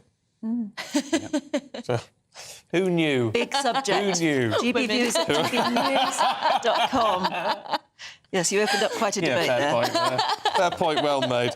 In the Mail, Kevin, we bounced back from COVID much faster than we thought. Well, yeah, I mean, we thought that we hadn't at all. I mean, we've been sort of bombarded with negative figures on the economy, that the UK was the sick man of Europe again, that our economy was still smaller than it was pre-pandemic, unlike other European countries. Turns out, according to the ONS, we actually were there by the end of 2021. We'd already grown more quickly, and that they'd got their numbers wrong. And that, in actual fact, They've got their numbers wrong. That's unforgivable. Yeah, in actual fact, we're now sort of 1%, 1.6% larger than pre-pandemic levels, which is better than Germany, although just behind France and then Italy. So, understandably, the government are saying, there you are, our plan's working. It turns out that things weren't quite as negative as we'd been led to believe, because the narrative was that Britain, for whatever reason, had struggled to come out of the pandemic and was still struggling, Labour say, you know, we're always saying that the Tories have crashed the economy. We don't feel any better, though. That's the trouble. That's the problem for the government, is that it's all about perception, isn't it? If that means we've got money to be able to solve the crumbling concrete in our schools. Well, perhaps, although Tory backbenchers would like him to use this Exodus bonanza to cut taxes, which he's determined not to do. So that's another one to keep an eye on, I think. Well, not yet. Well, not yet. Bring on the general election. In time for the general election, they might just find some money down the back of the sofa. Yes. Meanwhile, Cindy, in the Times, the strength of public feeling about the plan to get rid of ticket offices on our railway stations, will it actually yield results? Yeah, well, I mean, the government was running a consultation on this, which has had more than 500,000 responses, which is more than they expected. And it sounds like most of them were negative responses to the ideas, which means that there are basically hundreds of ticket offices proposed to be closing that are actually disputed. And so what the government now has to do is, for anything that's disputed, they have to look at it again. And if there are ones that are not disputed, I think they will still continue to close. But actually what it means is that this whole idea of scrapping ticket offices might be much ado about nothing, because the government is going into this election period. Is it just easier to kick it further into the long grass? It is, isn't it? Yeah. Very much so. We've had quite a lot of response about this, haven't we? Mary says, I know you're talking about rail strikes and things this morning. Can you please give a shout-out to Sidcup ticket office staff? I will be bereft if they close this office. The staff are second to none. They bend over backwards to help. Yeah. Isn't that nice to hear? Well, it is, but Craig says, with regard to ticket offices, this is yet again the union's refusal to modernise. No, this is coming from us, the railway users, though, isn't it? This strength of feeling. Simon in Purley, morning Simon, says, when the ticket offices have shut, everyone will then say, how did that happen? Why didn't someone do something? Well, this is what doing something looks like. I fully support the RMT. It's such an emotive issue, isn't it? I mean, they throw out the figures that, we don't buy tickets anymore from ticket offices, we buy them online. But it's that personal touch. It's the type of thing that people actually notice. If it closes, you turn up, you're late for a train, you're running for whatever, and you... Oh, if you need it in an emergency... then you notice. Yeah, but you see, like at my local train station, there's 4 or 5 ticket offices and 4 or 5 ticket machines, and people queue for the machines, don't go to the offices. The offices never used. Yeah. They're never used. But I think it's about being in a pinch, isn't it? It's an emergency. Yeah. But also, you know, disabled campaigners have been so persuasive about this. You know, if you're blind, if you're deaf, you need that kind of help. And they do more than just give you a ticket too, don't they? Yeah, exactly. If you say, I need to get to Newcastle from there and there and there, they'll actually tell you how to get there. What platform am I should be on? Yes. What time is it running? Especially if you're a tourist, if you're new to the place, or if you're freshly moved to, like, an immigrant or something like that. I do Can't think have it's the very personal touch important. without a person, can you? Yeah. Wow. Exactly. So this is welcome news, I think. Kevin, I don't know what I make of this. There's new Diana tapes. It all seems to be falling in line with, obviously, the Al-Fayed news and all the rest. Doesn't it? These have been released by Andrew Morton, so that some of the tapes that he used for his book. Well, these were tapes that were sent to him by Diana, because very secret at the time, she was basically the main source behind his book, and they've now seen the light of day again. I think the top line from them, certainly the Express have absolutely nailed it here, is more bad news for Prince Harry, because apparently Prince Charles, as he was at the time, told Diana's stepmother, Countess Spencer, that they'd wanted a girl. I've heard this before, have you? I've never heard this. Oh, yes, I've heard that. But maybe that's part of the reason why Harry feels so bad. It is said, and we don't know because it's only Diana telling us, I think, from the grave, sadly, that, when he realised that she was having another boy, he was very disappointed. This is Charles. But I hate the idea of Harry reading those headlines. Well, that's absolutely. all he needs. It will confirm everything that he already thinks about his family. But I'd have thought it was just a bit of a joke, maybe. It could was a be. bit of an offhand, deadpan, we wanted a girl, kind of joke, Could well be. The tone in which it was saying are it not said. genuinely unhappy. They just want the baby to be healthy. Yeah. Well, that's all they care about. It's the sort of thing you can imagine Prince Charles saying as a joke. Exactly, Princess Diana exactly. taking desperately seriously. Yeah. Oh, Well, it's apparently, horrible that it's all come up again now. Yeah, but it just shows the enduring fascination that we've got with Princess Diana. I mean, nearly 30 years it will be soon. Well, yeah, 26 years. And on it gives all the Thursday it papers was. an excuse to put her face on Yeah. the front pages again. Yep. Sells Also- papers. Still sells papers. So Diana's brother has actually tried to take, has gone to the courts to prevent these tapes from coming to light. But he actually lost the court case because it was bizarrely decided that the tapes were belonging to Diana's voice coach, not the family. I don't really understand the legal ins and outs. So Diana's surviving brother has failed in trying to keep these tapes secret. It was because saying that it's invasive. Diana and had a between herself and Andrew Morton, who was, I didn't think he was a voice coach, but he was a friend of some sort. Yeah. Settling. And yeah, maybe he masqueraded to the Kensington Palace staff that's what he was, a voice Right. coach. So he set up the tape recorder and just asked Princess Diana the questions that Andrew Morton had given him to ask. Right. It was that like must a be go-between. why then. Yeah, so the family have lost the case about to keep these quiet, and now they're going to be a new documentary out next year. So all of it will be back out again. You see, I've had enough of it. I really have had enough of it. It's like dredging over old coals, trying to find more scandal, bits of gossip. Yeah. Do we need... It's not healthy for the king, frankly, and it's not healthy for William or Harry. So who's it benefiting, apart from the people selling the story? Yeah, well, that's what it is. It's all about money. It's all about money. And now we've got 2 minutes. 2 minutes. Can I ask about, and this is purely selfish, Amber de Botton? Yeah. Because she... You know Amber, do you? I do know Amber, because she was head of Westminster at Sky News, and very, very well thought of, and then she went to ITV, and then she went to be Rishi Sunak's director of comms, but she's gone after 10 months. Yeah, it's not a good sign when you lose such a senior figure from your operation, especially, you're right, less than a year after you took the job, and probably just over a year till the next election. You know what I mean? You've got to, it's not great. Now, there were lots of warm words yesterday. She was paying tribute to him, he was paying tribute to her, but it doesn't appear as though she's leaving to go to another job, which in itself is a bit of a sign. And it just suggests that maybe all is not well behind the scenes. There was a bit of a mini shake-up behind the scenes earlier this week. But it's a job that 10. never seems to last long with people.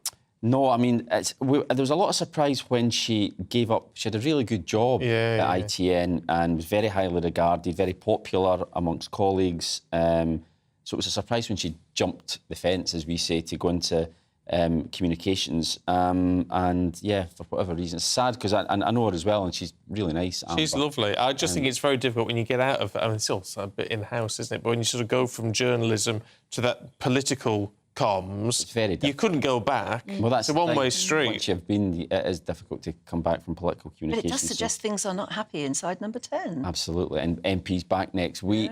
Yeah. As I said, things are... the polls are still massive gap between Labour and Conservatives. It's obviously not a terribly happy ship there. Yeah. So. Oh, well. There you go. Keep an eye on that one. A little bit of inside gossip. It just means there's a job going, though, doesn't it? Oh, Kevin. Don't look at me. No. I think it's a bit of a poison chalice, that one. Yes, I think so. Cindy, Kevin, it's been really good to see you. Yes, thank you. Thank you very much indeed. Shall we have a look at the weather for you? Here's Aidan. The temperature's rising. Boxed Solar, proud sponsors of weather on GB News. Hello, a very good morning to you. It's Aidan McGivern here from the Met Office with the GB News forecast.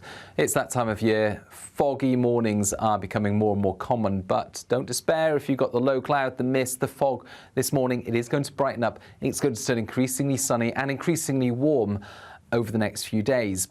It's not to say it won't be entirely dry this afternoon. Once the cloud does lift and bubble up, there'll be a few showers across England and Wales. Scotland and Northern Ireland drier with some sunny spells away from the far northwest of Scotland, where it will turn breezier and cloudier into the afternoon. Feeling cool here. Elsewhere, low 20s widely and up to 26 Celsius in the southeast of England.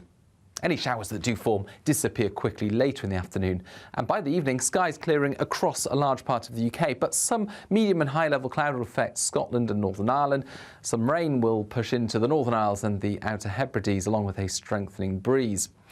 A milder night, though, across the northern half of the UK, certainly compared with the last few nights, but in the south, similar temperatures, largely in the double figures and in some places the mid-teens. But we're good to see those mist and fog patches reform overnight, and Sunday starts off with some murkiness. But again, that will lift, and bright skies for most on Sunday, away from the far north, where we'll continue to see some outbreaks of rain and a strong breeze. Sunday, though, is a much warmer day, with temperatures in the mid to high 20s in places, even warmer weather next week. The temperature's rising. Boxed Solar, proud sponsors of weather on GB News. I like it when we get harsh but fair emails. Oh, yes, what have we heard? This about pension inequality and people not being able to save for their pensions and women struggling when they're having children, all the rest of it. Rosie in Mid Wales says maybe if they didn't spend all their money on numerous holidays, get Botox, get their nails done or replace furniture just because it isn't the latest style, they could save money for a rainy day and a private pension. I can't help but agree with you. I agree with you, Rosie. I do. It's harsh, but fair. In the olden days, yes, you had different priorities, didn't you? Now you just want a new kitchen. This September, the GB News family is back together. From breakfast, right across the day, breaking the latest stories, and every evening. And don't forget the weekend. We've got the whole of the UK covered. Every week, we'll be hearing your views from up and down the country, with fun, lively and intelligent conversation with the biggest guests. This September, we'll meet Chris and John. Thank you for choosing GB News. We're proud to be Britain's news channel. The Live Desk with me, Mark Longhurst. And me, Pip Thompson. It's here Monday to Friday on GB News. From midday, we'll bring you the news as it breaks, whenever it's happening and wherever it's happening, from across the UK and around the world. Refreshing, feisty, but with a bit of fun too. If it matters to you, we'll have it covered on TV, radio and online. Join the Live Desk on GB News, the People's Channel, Britain's news channel. So Jubes and Kerr, we tackle the issues of the day with real, robust debate, both sides of the fence, battling it out with me in the middle with my forthright opinions and views. And often really interesting things happen because you start with a position and then by the end of the debate you find actually, well, I might not have thought about that one. What we need in this country is 2 new political parties. You should maybe think about doing a 2024 calendar. I'm Michelle Dewberry and I'm keeping you company right through until 7 o'clock this evening. GB News, the People's Channel, Britain's watching.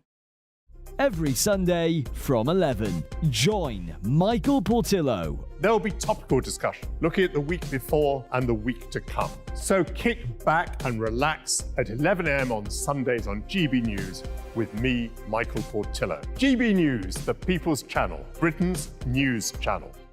In a world of dull and predictable radio and TV shows. Oh, hi. On Mark Dolan tonight, we've got big guests. We drill into the big stories of the day.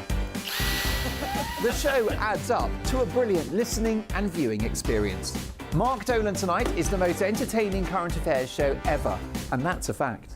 That's Mark Dolan Tonight, Friday, Saturday and Sunday from 9. Only on GB News, Britain's news channel.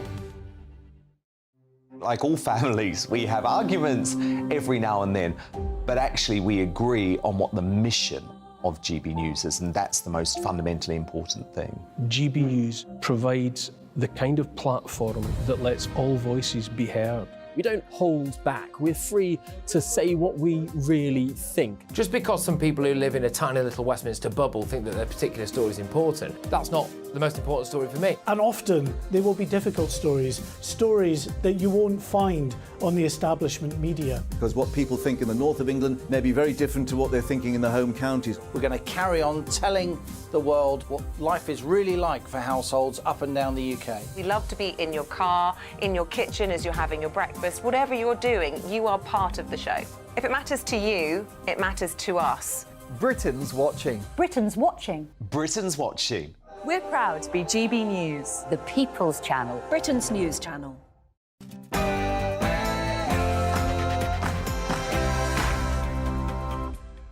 Good morning to you. It's 9 o'clock on Saturday, the 2nd of September. Today, Mohammed Al-Fayed has died. He was a controversial businessman and father of Dodi, who was killed in the car crash with Princess Diana. He's passed away at the age of 94.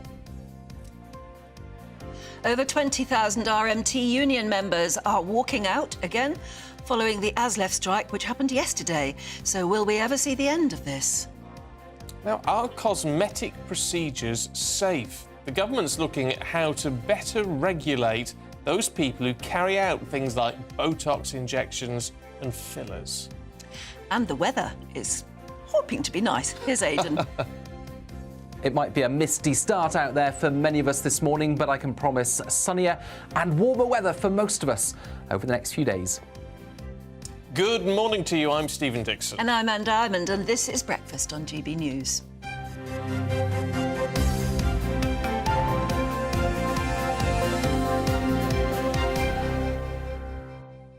We're asking for your views on school uniforms and things a little bit, because there's real concern that a lot of people can't afford uniforms now, and there's the sort of uniform banks being set up and things. Stephen Hastings, morning Steve, says, simple answer, do as they do in the States, have no uniform. I can't see it being an issue, and it would sort out the cost problem. I like a uniform. Plus, because I tell you what there is with a lot of kids, and you notice it if you're at the end where you don't have any money as a family, which we didn't, is the designer stuff. Yeah, where stops that. You get bullied for not having... the best trainers. Whatever. Yeah. We just had to get all our clothes from... Well, but wherever, some schools still didn't matter. Some schools still go too far, insisting on blazers and indoor shoes and outdoor shoes. I mean, all sorts of expensive things, particularly branded things. John says, a young friend of mine is struggling to satisfy her daughter's new school uniform policy. The school demands a specific style of skirt. They object to her daughter's ankle boots, even though their policy states shoes/boots. It even demands very specific items for PE and demands that the PE kit is branded. You see, and that really does add up. Well, that's where they'll be taking a cut from it, presumably. Yes, they do. Because Kevin went to school in the 70s. And you did what we did. He said, my mum always bought cheap uniforms from the market, unbranded, and then the schools used to give out sew-on badges for the blazers and jumpers. My mother then would sew them on. But he said, I remember how happy she was when the school introduced badges with iron-on glue on the back. Yeah, I don't know if we ever had those. I think we were, but we used to stitch... We had a little nice thing, stitch it on, but you didn't buy... The school I went to, it was your first needlework, because, of course, we had needlework lessons. It was the first thing you did in your first needlework lesson, was you sewed on... You were taught how to do it really nicely. Like being in the army. Just saw all the badges in the army. Yeah, why not? But, yeah, that's the way we did it, and it wasn't expensive. Well, it was, it was just bog-standard jumpers. I thought schools were beginning to learn this. Because whenever I'm driving around and I see the kids coming out of school, they're just wearing, like, a sweatshirt and just what looks like an ordinary dark navy blue skirt or pair of trousers. Unbranded. Why not? Yeah. It's the way to do it. Keep it cheap and cheerful. You need a bit of parent power. If your school is overdoing it, get the parents together. Yeah. Moan about it. Put your foot down. Now, our main story this morning, and it's about the Egyptian-born businessman Mohammed Al-Fayed. Of course, you know him for owning the department store Harrods and Fulham Football Club, and, of course, his links to the royal family. He's died at the age of 94.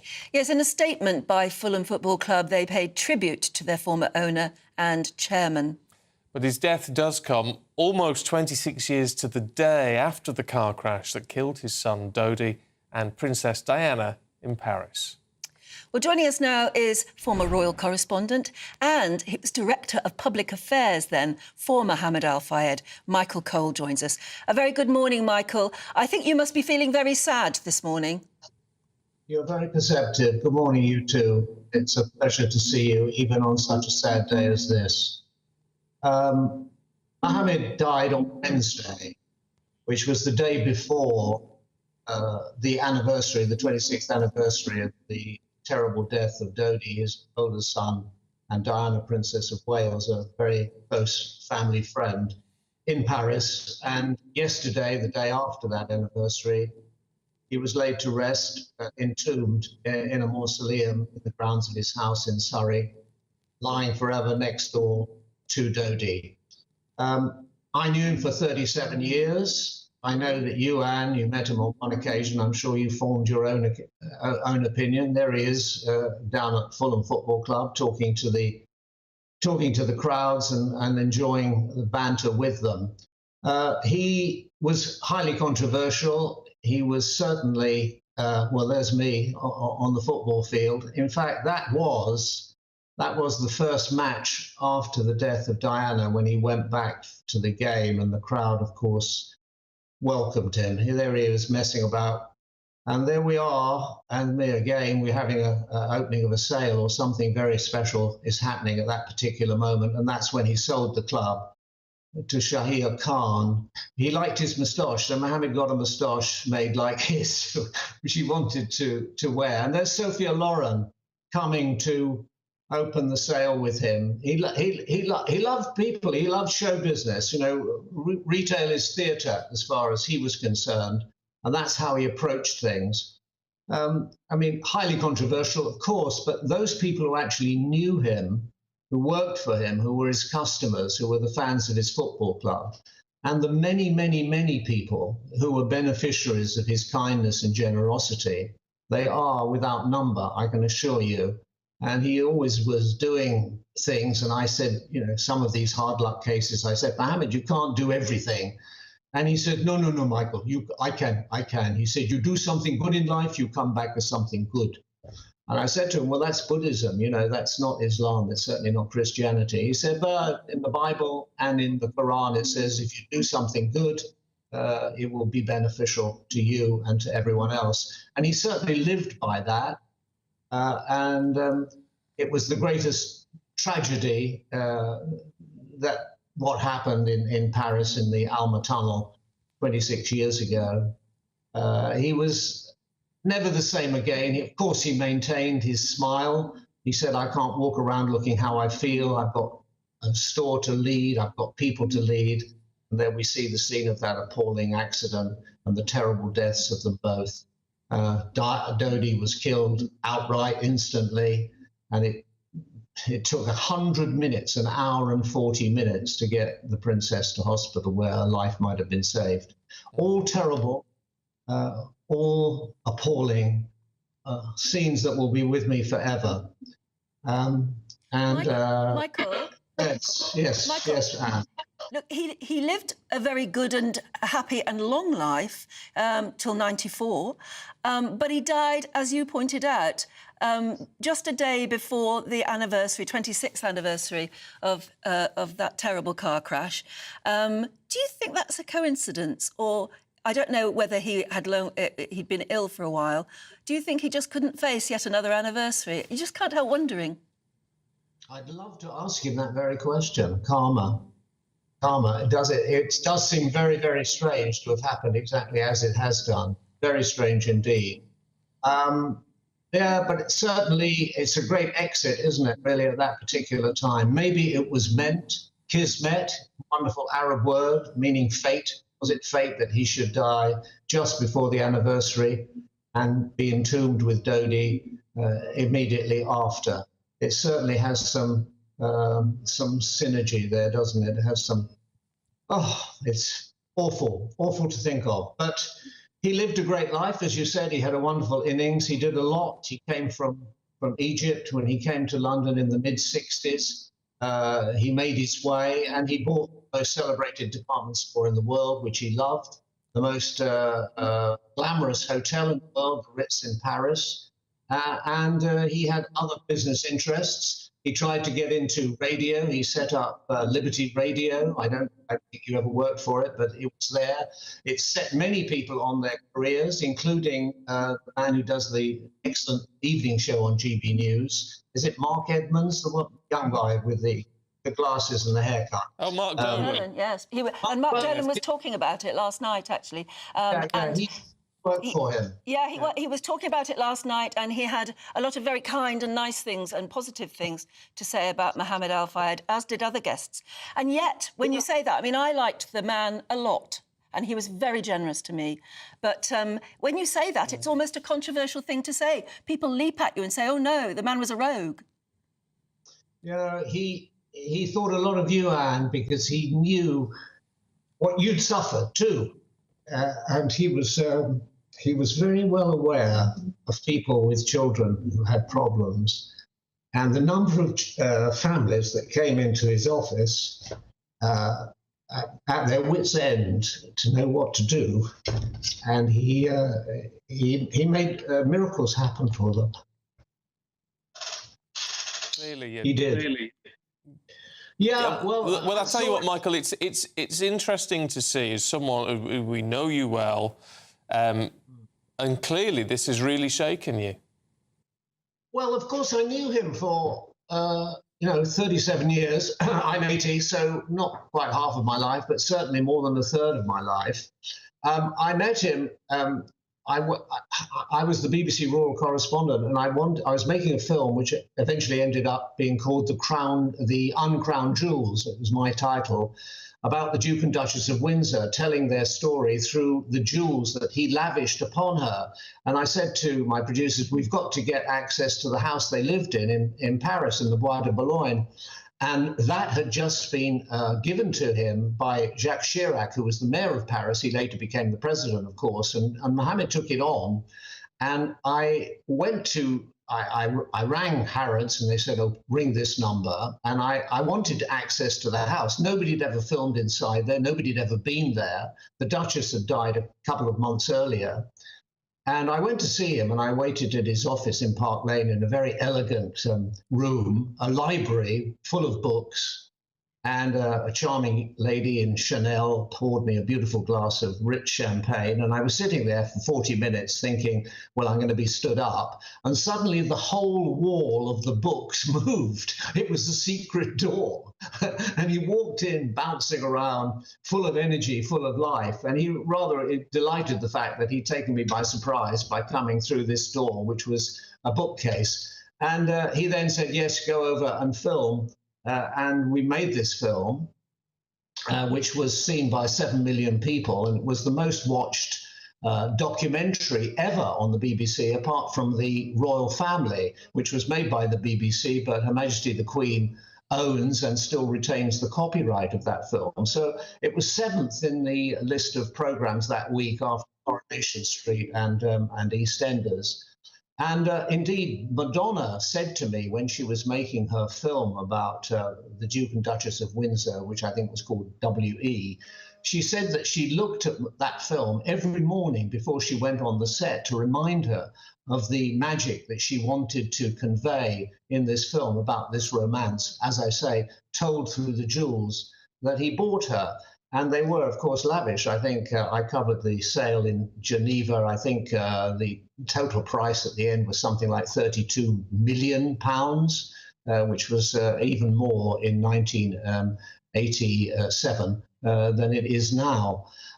So that's how I met him. And then 18 months later, he asked me to join him as the Director of Public Affairs, which I was then 45. And I thought I'd stay at the BBC forever, thought I'd never leave. But I thought, well, why not? Because if I stay at the BBC, I get to be 50 or something, they'll kick me out. They even kicked out great reporters like Martin Bell and so on. So I thought, well, no, OK, I'm 45. I'm going to go from one great British institution, the BBC, to Harrods. And I had 10 tumultuous years there, dealing with the Tidy Rowland vendetta, and then, of course, the Cash for Questions saga. But of course, the thing that was terrible and that could never be prepared for and that couldn't be anticipated was the terrible deaths in Paris. And of course, I'd known Dodi for 12 years. I've known Diana for 12 years. I'd been around the world with her. I liked them. I really did. And it was the greatest pity. And there we have them coming into the Ritz on their last night alive. And Mohammed wanted that film to be released immediately because he wanted people to see what had happened at the end before. That's very tender shot of Dodi and Diana standing in the corridor before they got into that car to meet their death about 20 minutes later, having been pursued by ruthless people on motorbikes and scooters. Carrying cameras. They call themselves paparazzi. I mean, essentially they're thugs with cameras. And the jury had no difficulty in deciding in the inquests. And the inquest took 10 years. It was 10 years before the inquests were even opened. they decided it was a matter of unlawful killing. It wasn't an accident, and blamed the pursuing vehicles, not just the paparazzi, because there were other vehicles that were unaccounted for that night, that terrible early hours of the morning in Paris. Michael, we better leave it there, but good to see you this morning. Yes. Thank you very much indeed. Thank you for joining us. I mean, isn't it? I do find it interesting, and that's a real insider perspective from Michael, because he knew him and worked with him for such a long time. But he's clearly a very Marmite character. I mean, to hear everything that Michael was saying there, whereas an hour ago David Mellor, who also knew him, but knew him from the political the same perspective. Man, almost, yeah. No, you know, corrupt, wicked man, really. That's what David Mellor thought.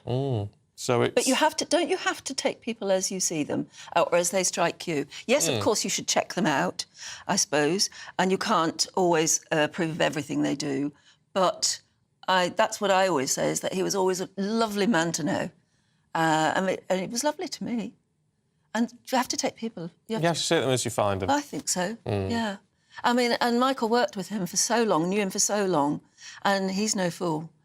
He obviously saw the good in him a lot, enough to balance out what may have been other rumours about the bad. Anyway, interesting. Good to talk to him.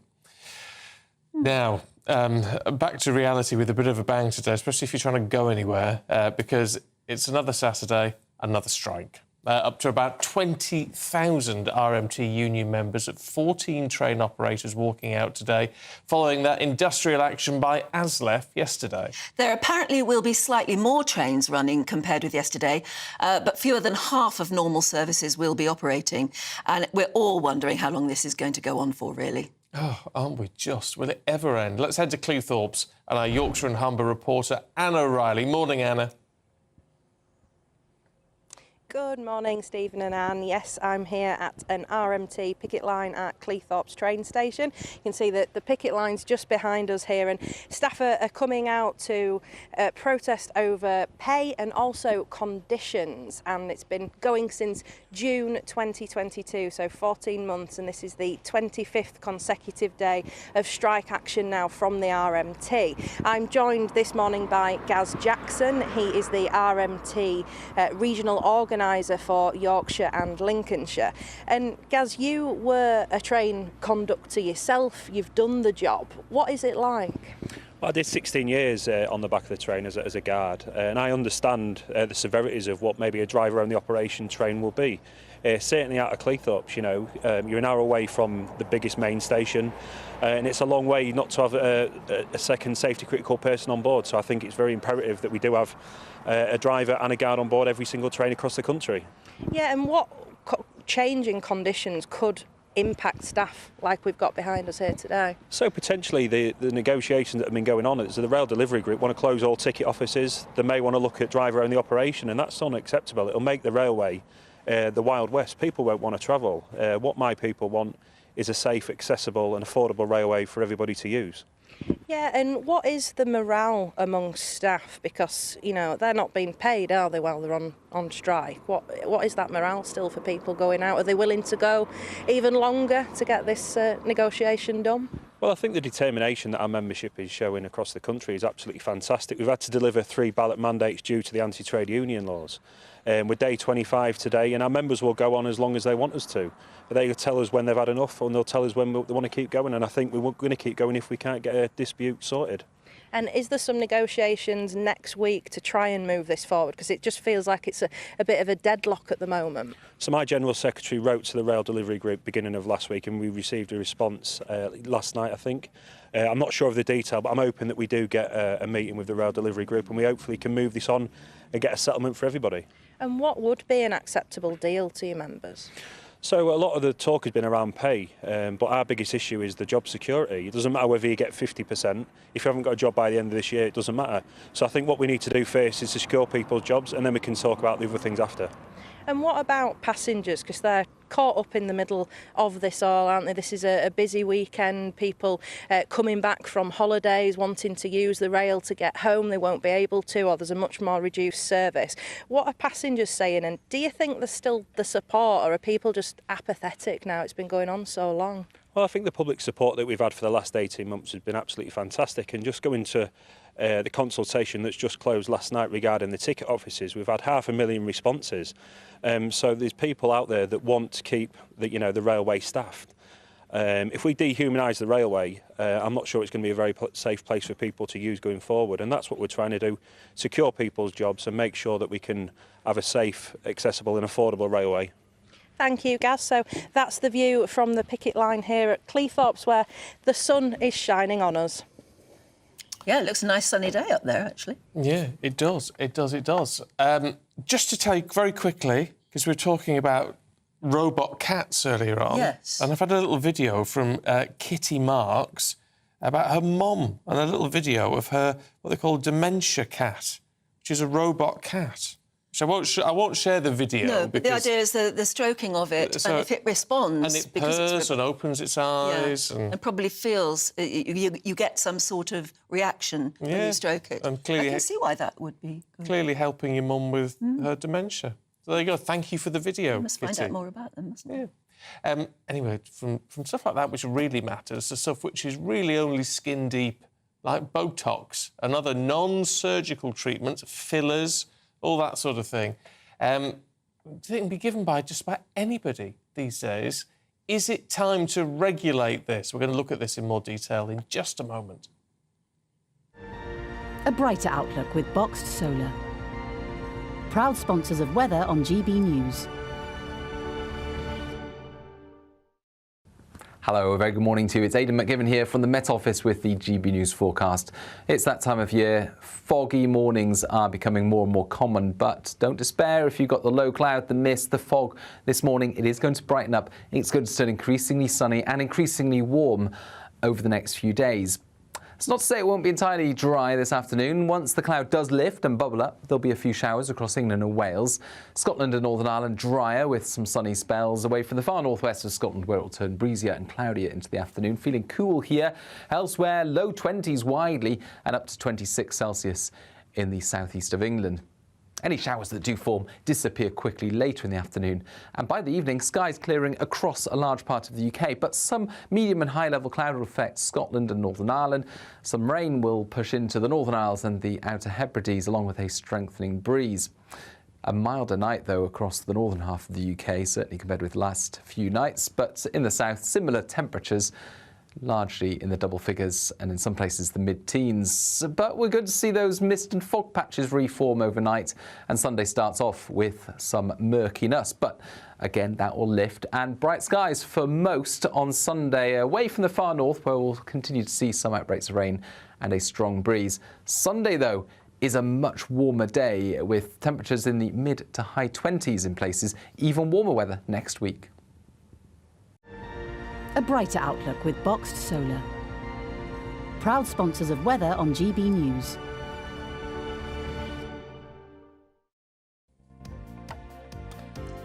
So, Botox, that's what we're going to be talking about. Yes. In a couple of moments. What you get for breakfast is something that, if we do our jobs right, you will wake up to news that you didn't know the night before. It's a conversation. It's not just me and Eamon. We want to get to know you, and we want you to get to know us. From 6, it's Breakfast with Eamon and Isabel. Monday to Thursdays on GB News, Britain's news channel. Westminster is going around in ever-decreasing circles, followed by the media. Britain is broken. How on earth did we get into this mess? But more importantly, how do we get out of it? Join me at 7 p.m, Mondays to Thursdays on Farage, here on GB News. We will have open, rational debate. We've got to work out how Britain moves forward from this. Join us here on GB News, the People's Channel. Britain is watching. When the news happens, it happens here. And really important breaking news. Breaking news this morning. On TV, radio and online, the news starts here on Britain's Newsroom. All the biggest stories and the answers that you need from across the UK and beyond. Join Britain's Newsroom from 9:30 on GB News. The People's Channel, Britain's news channel. Join me, Patrick Christie's, Monday to Friday, 3 till 6. We tackle the day's news agenda like you've never seen before. It's high tempo, high octane, the most controversial topics and the best guests. You will not be able to take your eyes and ears off it. I'm not afraid to ask the questions that you really want answered. 3 till 6 p.m, Monday to Friday on GB News, the People's Channel, Britain's news channel. People in Britain, they love free speech, but they also love fair play. I don't care if I'm speaking somebody from a trade union, from the Labour Party, somebody from the SNP. And I think the viewers like to see that actually we can challenge one another, but in a positive way. We think we ask the questions that people want to ask, and often we ask the questions that we wanted to ask in Parliament but never got the chance to ask. So join us every Saturday, 10 a.m. till noon on GB News, Britain's news channel. Hi, I'm Dan Wootton. You can watch me live on GB News Monday to Thursday from 9 p.m. And did you know that you can also watch and listen live on our website, gbnews.com? You'll always be up to date on the latest breaking news, as well as enjoying the best stories, opinions and shows. You can even join the debate under our live player as you're watching. So head straight to gbnews.com on TV, radio and online. GB News, Britain's news channel. It's all about family, being in people's living rooms, all the interaction and getting to know who our viewers and listeners are. When I was young, my dad used to say, Nana, stop arguing. I wanted an outlet that would enable me to give my opinion. People are going through a really hard time right now, and I know that you don't feel like you're being listened to by the establishment. I came to GB News because it's the People's Channel, and I want the audience to have their say on the events of the day. We're dynamic. We do something different. Democracy shows that the wisdom of the nation is in its people. I get to travel to find out what the story is from a personal perspective. The British people aren't fools. We know when we're not being told the full story. We've got to work out how Britain moves forward from this. It's the best country in the world. The establishment had their chance. Now we're here to represent your views. Britain's watching. Britain's watching. Britain's watching. We're proud to be GB News, The People's Channel, Britain's news channel.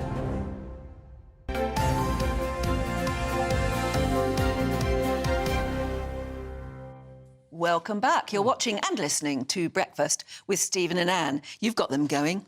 On IVF. On I IVF. thought I was being controversial, but apparently you all agree with me. Gordon says, I'm with Stephen on the IVF, on the NHS. It should not be free. If you want IVF, fair enough, but not free. It's a choice. Denise says, if you can't afford IVF, how are you going to afford the child? The NHS should be doing emergencies only until waiting lists are under control. Sue says, I 100% agree with you about IVF, Stephen. I don't think it should be available on the NHS. People may desperately want a child. I desperately want a sports car, but I can't have one. It's not quite the same, sure. Not quite the same, no. Roger and Jill say, we've been converted to GB News. Oh, good. And this morning, we have to write in to agree with a comment made by Stephen regarding IVF. It should not be available on the NHS. That's very interesting. And it's not to be unsympathetic to those people who want children. It's just whether it's an NHS matter, I think. So this maybe ought to be something we ought to look into a bit more, but thank you for your comments. If you feel differently, though, remember, you can always get in touch. gbviews@gbnews.com, because it's only 9:28. It is. We've got a good half hour left yet. Now the government's announced a consultation on how to make non-surgical cosmetic procedures safer for us, if we were to have them. Yeah, because current proposals include restrictions on who can perform certain high-risk procedures. You'd think they'd be there already, wouldn't you? And how about age limits for those who want to choose to go through it? Yeah, so, I mean, we're talking about things like Botox, things like fillers, and lip fillers and all that sort of thing, you know, the trout pout and all that sort of thing. I think they should be wiped off the face of the planet. I mean, honestly, some of it's awful, but you can basically go and have it done in your lunch hour. But clearly it should be done, and I think a lot of people think it is only ever done by people who are licensed and trained to do it. But apparently not so. No. Let's talk to Director of Save Face, Ashton Collins, who joins us now. Really good to see you this morning. Just First and foremost, put us into context as to where we are now with these procedures in the UK. Yeah, at the moment, anybody can perform these procedures from anywhere, regardless of their training, their insurance, or the environments in which they're administering these treatments. Which is frightening, isn't it? Because obviously, I mean, it's up to you whether you or not you check out the person who's going to operate on you. But you don't always know. And of course, you're going to also be guided by the cost of it. So you may well find yourself under the knife of or under the injection of somebody who just doesn't know how to do it properly. Yeah, and that's part of the problem, is that people look to things like social media to find cheap deals, and they assume that people are safe and regulated, and so they think the cheap deals are a bargain, but actually most often people are cutting corners, and these unwitting consumers think that they're getting a cheap deal, and actually they end up having complications or unwanted outcomes. I mean, how bad can it be if it goes wrong? I mean, I know something like Botox fades away over a period of time, but what about fillers? I often think about things like Leslie Ash when she had her lips done, and obviously, and it was, I don't know if it's still there, but it was there for years. Yeah.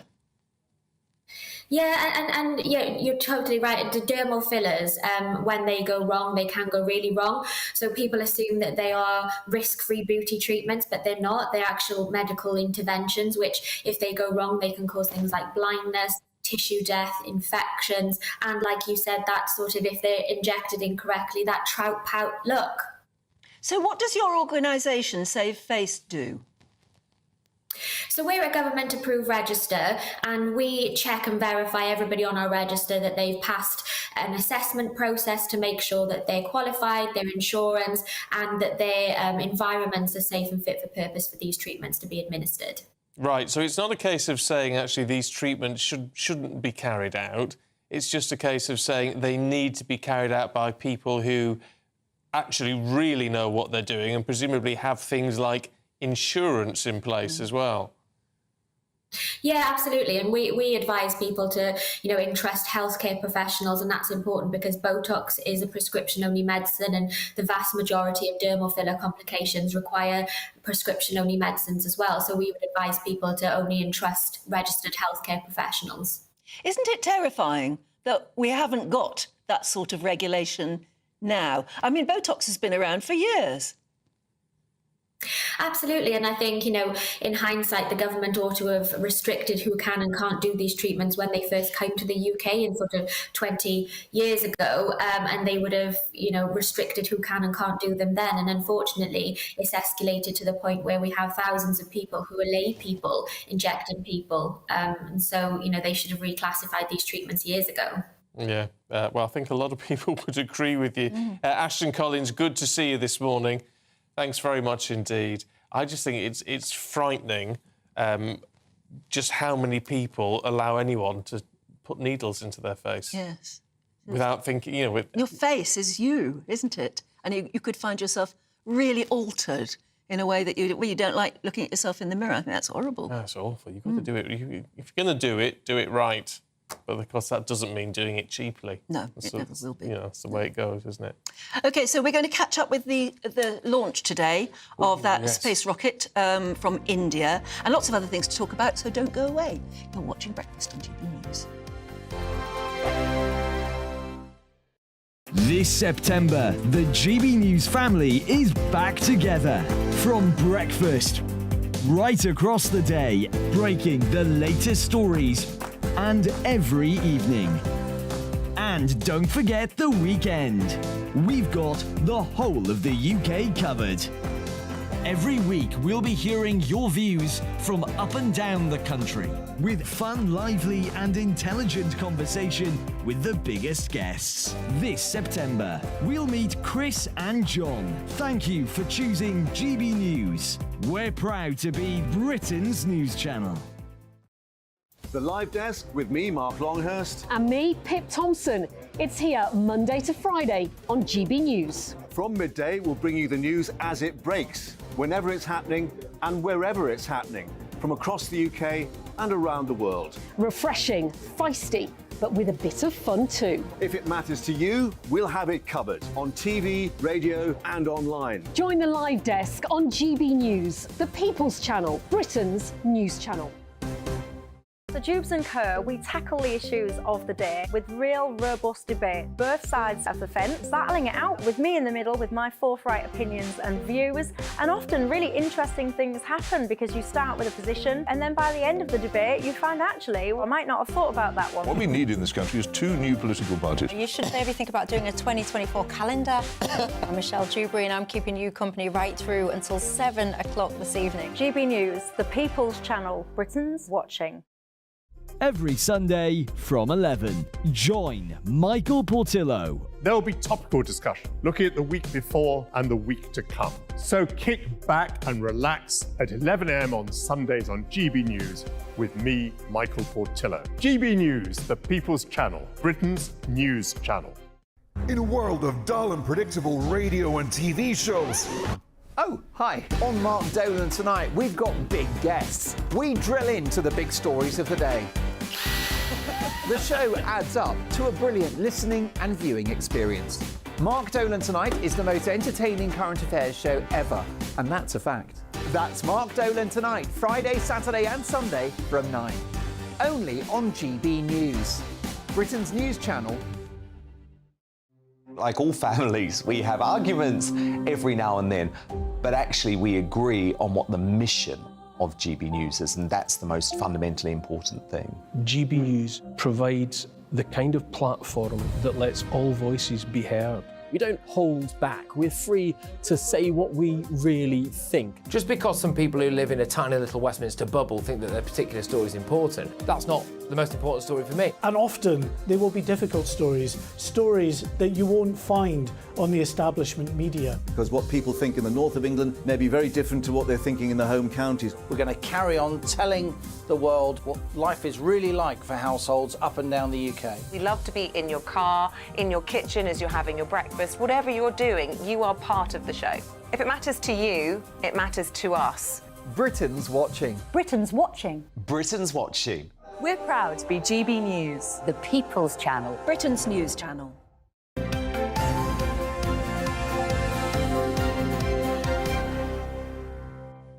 9:37, good morning to you. This is Breakfast with Stephen and Anne. Should we go through the sport again now? Here's Aidan McGee. Let's touch on something we didn't have time to talk about last time, which is the tennis. Yeah, very interesting matchup this evening. We're just going to see Peyton Stearns of the USA against our very own Katie Boulter. She's had a few issues, hasn't she? She has. So she had. It was a back injury, effectively, but it saw her drop out of the top 100 in 2019. And then I know that you'll probably say, well, okay, that's 4 years ago. She should have had time to bring it back. But when players above you are performing so well and they're competing in tournaments so consistently, it's very, very difficult to re-establish yourself among that kind of company. But look, I'm not going to say that it's still in the first week of the tournament. We're only in the third round. I'm not saying she's going to do a what happened 2 years ago with Heather, but having said that, I think that she it's nice to have somebody still in the tournament, isn't it? I know, it is. I mean, but look, we still got Jack Draper and Cam Norrie involved as well on the men's side, so it's not going too badly. But big game tonight, 11 o'clock this evening at Flushing Meadow, and I'm hoping that Katie Boulter can get through. I won't be able we to stay to watch that. You'll have to watch it for us. If we, I don't worry. I'll do the watching, so you don't have to. Yeah, good. That's what we like. Yeah. Now let's talk money. Big money. Mo Salah. Yes. There's the 150 million Liverpool's been offered for him, and they've said no. They have said no. That would have been a difficult no as well. They said that they considered the matter closed as far back as a couple of weeks ago when it was first mooted. But they could come back with 200 million on Tuesday, Wednesday, because although the deadline day finished yesterday in England for the Premier League clubs and elsewhere, it didn't finish in Saudi. That goes till September the 7th. That'd leave a gap, though, for Liverpool. Well, yeah, this is the point. They can't replace him. I mean, and they're not realistically going to replace him in January either, because players of that status don't really come available. That's more of a desperation window. It wouldn't be until next summer. Desperation. Oh, you've ruined it for anyone who gets moved in January. Yeah, I know. Moved in the desperation window. I know. There are some good deals done in January, but they just don't tend to be... Deals of that stature don't tend to be done. I mean, if it went to £200 million in the week, well, that would surpass Neymar in 2017, which I think was 190 in the end. So, look, they could come back in. The problem is Liverpool are trying to sell the club. They're not being as verbose and outward about it as, say, Manchester United are, but they did nominally put the club up for sale at the start of before last Christmas. And one of the reasons for that, Stephen, is that the cost of borrowing has gone up so high. So it was a chance to cash in. And when someone just lands £200 million on your doorstep for a player who's 31 years old, and we all know that after 30, the value of a player depreciates. He's got 2 years left on his contract. I suppose they could sell him next summer. They could do what Tottenham did with Harry Kane, allow him to go just to the situation where he has 12 months left on his contract, but you still realise some value. They may even still get £150 million because Salah is different to Saudi because he would be a statement signing alongside with Cristiano Ronaldo. And I think that would be lift-off for their league then, quite possibly, the Pro League, as they call it. And the team is Al-Ittihad. So Al-Ittihad. They've all got similar names, actually. Yeah, we're not really sure which teams are good and which ones aren't. No, well, it doesn't matter. Talk us £2 million a week. £2 million a week. Yeah. Don't. I mustn't think about it. Upset. I wasn't about to Don't think about it. I'll tell you what it does make me wonder. Because we mentioned it last hour, and I'm thinking, I must play the lottery tonight. Do you do the same numbers every week? No, I do Lucky Dip, otherwise I'd be addicted to it. So I have to just do Lucky Dip. No, indeed. Well, should mention Mason Greenwood as well. Moved out of Manchester United last night to Getafe in Spain. On loan, yeah, which tells me that they haven't quite given up the opportunity or the option rather, to reintegrate him maybe in a year's time. I mean, they want to see what his level's like. He's not played for 15 months, Stephen. You know, there's no guarantee that he would return to the level he was at previously, although he's a young player, although I assume he's been keeping fit as well. So let's see how he does. And, you know, the charges were dropped earlier in the year. Doesn't mean he's guilty, doesn't mean he was innocent or guilty, but you do have to respect the rule of law, as you said earlier on. And it's a chance for him to rebuild his life. And let's see how he gets on. Yeah. OK, Aidan, good to see you this morning. Absolutely. Very much indeed. And now to an extraordinary story. You couldn't really make it up, could you? Do you remember, only a few weeks ago, really, we were talking about the Crooked House, a pub that was sort of, I think its foundations had given way. And so it was known by local residents as the Crooked House pub. And they were very fond of it, but it burned down in an arson attack. Anyway, apparently the locals are now locking the bricks salvaged from the building in containers because it's part of their campaign to actually have the pub rebuilt. Yeah. Why would you need the original bricks? Because I think the owners were going to clear the bricks away. Yeah. Well, they want it as authentic as possible, I suppose. Yeah. I don't know. I don't know. Is it too much? Or is it? Anyway, look, they're holding what they're calling a locking ceremony, and indeed, the local MP's going to turn up. Our East Midlands reporter Will Hollis joins us now from Dudley. Yes, there are very strong feelings about the Crooked House, aren't there, Will? Good morning. Yes, we're here in the West Midlands today in Dudley. If you come down a windy lane until only a month or so ago, you would find what was called Britain's wonkiest pub, the Crooked House. Very famous in these parts because of the way that the pub had fell on its foundations because of uneven land. Of course, it's been in the news recently because it was gutted by a fire and then unceremoniously demolished. Well, for the last few weeks, people from Dudley's community have been staying here on site to make sure that the bricks and everything that's left from their famous pub weren't taken away. And one of the people that's been here responsible for this campaign is Paul Turner. You've been staying down here as well as other people, almost guarding these gates to your beloved pub. Just describe for me, what was it like when you found out that the pub was gone? It was shocking. I mean, I'd started a petition as soon as I found out that the pub had been sold for an alternative use. So we started the petition at that point, and then within a week it was on fire, and a couple of days it was demolished. So our goals to save the pub became a goal to rebuild the pub. This has been big news. It's not just been big here in Britain, but it's been big internationally, particularly with people from the West Midlands that have been connected to this pub but live in places like Australia or around the world. Why does it matter so much to you and the people of this community that this pub is rebuilt? And do you think it's something realistic to see the same bricks that you're locking away today put back into pretty much the same position as the wonky pub? Yeah, I mean, that's our goal. That's what we're aiming for. We've obviously got to have various legal processes gone through. We've got to have the engineers look at it and see what the viability is of it structurally. But there's the Black Country Museum not far away, which has rebuilt things there.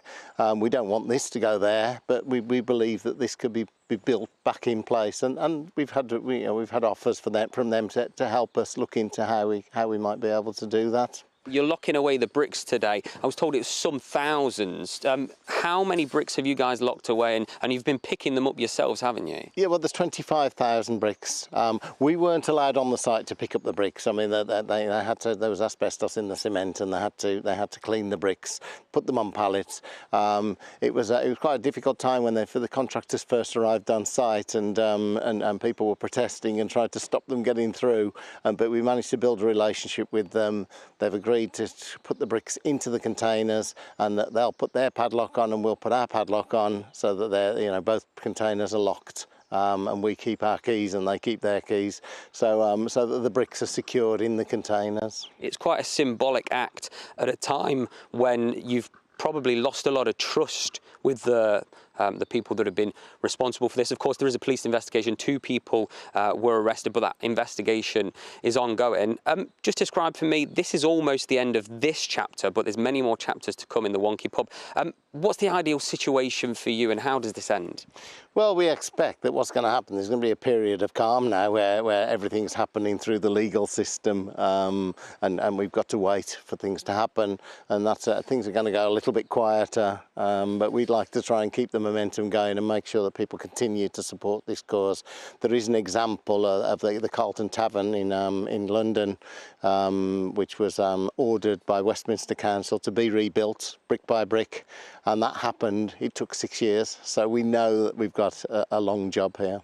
Paul, thank you so much for talking to us this morning on GB News. It is a long day here in Dudley, but hundreds of people are expected to come down to see those bricks locked away and hopefully secure the future for their wonky pub. OK, Will, thanks very much indeed. Well, they must love that pub. That'd be quite a feat of engineering to deliberately build something wonky. Oh, wouldn't it just? Yeah, I don't know how you do it. Quite a challenge, but someone will manage it. They will. They're determined. Now, just in case you needed reminding, and you probably didn't if you're a parent, the summer holidays are almost at an end, and after what was a warm and sunny June, the remaining months have been pretty much a washout, with many of us choosing to stay at home rather than brave rain and storms. Our South West of England reporter Jeff Moody has been looking back at the typical British weather and finding out whether the forecast of an Indian summer this September is true. If you've been out and about this summer, chances are you'll have come across plenty of wind and plenty of rain. After the hottest June on record, July and August have been a washout. It's been the 8th warmest summer on record for the UK, but it's been quite wet as well. And of the top 10 warmest summers for the UK in our series, which goes back to 1884, it has in fact been the wettest of those summers, and it's been a very mixed summer. Cold comfort for businesses that rely on summer sunshine. None more so than the theatre industry. Every summer, touring groups perform at stately homes and castles, crowds gathering to picnic and enjoy a glass of fizz. Up Close Theatre Company have been staging a radio adaptation of Day of the Triffids. They've had their fair share of downpours. Actually, it was really weird. It made an absolute fantastic atmosphere, but it became almost like that sort of Dunkirk spirit. We are not giving up. We're going to get soaked. My shirt that I'm wearing now was see-through, and so was everyone else's, and actually it became quite fun. So we made the best of it. You know what it's like. In the West Country, tourism is down, up to 20% in Devon as visitors stay home, hitting an industry still reeling from COVID days. Those that brave the elements say it's a summer they'll never forget. Little did we know we would end up with hugely stormy weather. It's an absolutely petrifying experience. Last week, the Met Office poured scorn on our hopes for an Indian summer, seeming to confirm there's little chance of sunshine. But this week, they've changed their forecast, predicting the warm sun will rise again. When we look out into the outlook, what we are seeing are signs of a spell of better weather coming next week. So we expect temperatures to reach perhaps the mid-20s, maybe even 30 degrees. And that's not particularly unusual, actually, for early September. So don't pack away your sunscreen just yet. That's if you ever got it out in the first place. Jeff Moody, GB News. I think we need to get a bit closer to the sun, Yes. don't we? Good idea. Oh, yes, because 10 days after India's success in landing the first ever spacecraft on the southern pole of the moon, I think it was the southern pole, the country's now launched Aditya L1, its first mission to study the sun. And there it went just a while ago. It was launched on the Polar Satellite Launch Vehicle rocket. That's snappy. From the eastern coast of India early this morning. Well, India's space agency wants to use it to monitor the sun's activities. It's going to take about 4 months to get into a halo orbit around the sun. It's looking at things like, effectively, those sort of solar winds and things which cause the aurora borealis. Yes. Well, we could do with understanding the sun a bit better. Yes, we could. Because it's so important. Joining us now, space adventurer Per Wimmer. It's lovely to see you. Hi. Did you find the launch? Did you watch the launch? Yeah, it was fantastic. It was really beautiful exciting, launch. I mean, you never get tired of rocket launches. No, I love it. It was almost like an old-fashioned Apollo launch. Yeah, it was. You know, big rocket, and it lit up the night sky. For a bit of history back in, absolutely. No, it's gorgeous when these things go up. So what's it going to be studying? So the main, you said, why go there in the first place? Yeah. You know, why figure out? The sun is very important because, for a number of reasons, the weather around the sun obviously affects the other planets, including planet Earth. And we're talking about climate change and all these sorts of things. There's things we can do as humans, but there's also what does the sun do? You know, you can't really control that. So that's one thing. And the second thing is the sun has, from time to time, because of these hot gases that are there and electrons that are running around, that creates magnetic fields. That holds down some of the gases, and sometimes those gases want to come out, like a volcano, boom, like that. That's called solar flares. And then you've got solar winds, which are basically plasma that sort of pops out, if you like, as well. Now, this thing sends X-rays, ultralight down to Earth, and sometimes also gamma rays, which, if you were placed out in orbit as an astronaut, actually is quite dangerous, you know, to humans. Fortunately, for planet Earth, we are surrounded by the atmosphere and the ozone layer, etc. So we are protected. So as such, these solar winds and flares are not dangerous. They're just beautiful auroras borealis when we look at them. But out, if you were, if you're flying, and certainly if you're an astronaut, they can be. Where the most dangerous impact is, though, is on electronic equipment, satellites and communications and stuff, because it can really mess things up when you get a big burst of these things. Which could cripple the globe nowadays, where we're so reliant on these things now. Absolutely. There was a big one in 1859, so a long time ago, that actually knocked out some communications equipment. And in 1989, Quebec experienced a power outage because of a solar storm that happened. So these things are real. Fortunately, they don't happen so often. There is an interesting time in 2025 where we like to get solar max potentially. So that's a good time to maybe come back and see what's happening in that year. So it's something that really can affect satellites and also the lifespan of satellites, because you can knock them out effectively if they're not well protected. We said that it's going to reach a halo orbit around the sun. Yeah. What's a halo orbit? Yeah, so in terms of, so there was an Italian-French scientist called Lagrange, and he sort of very famously calculated that there are 5 spots where the gravitational pulls between the Earth and the Sun are such that if you put the satellite right there and it sits in a stable, hovering place, that's where you want to put it. It's like a halo above your head. So you can put them there. For instance, the James Webb Telescope sits at L2. This one is going to go to L1 because which is about 1.5 million kilometers out from planet Earth. Which is only 1% on the way to the sun. So it's actually a lot closer to the Earth, even though it sounds like it's far away. Oh, I wish we had a lot longer. Sadly, we don't. It's always fascinating. We need a couple of hours with you, Per, as always. Really good to see you. Thank you very much indeed. Thank you. Shall we find out what the weather is closer to home? Looks like things are heating up. Boxed Boilers, proud sponsors of weather on GB News. Hello, a very good morning to you. It's Aidan McGivern here from the Met Office with the GB News forecast. It's that time of year. Foggy mornings are becoming more and more common, but don't despair if you've got the low cloud, the mist, the fog this morning. It is going to brighten up. It's going to turn increasingly sunny and increasingly warm over the next few days. It's not to say it won't be entirely dry this afternoon.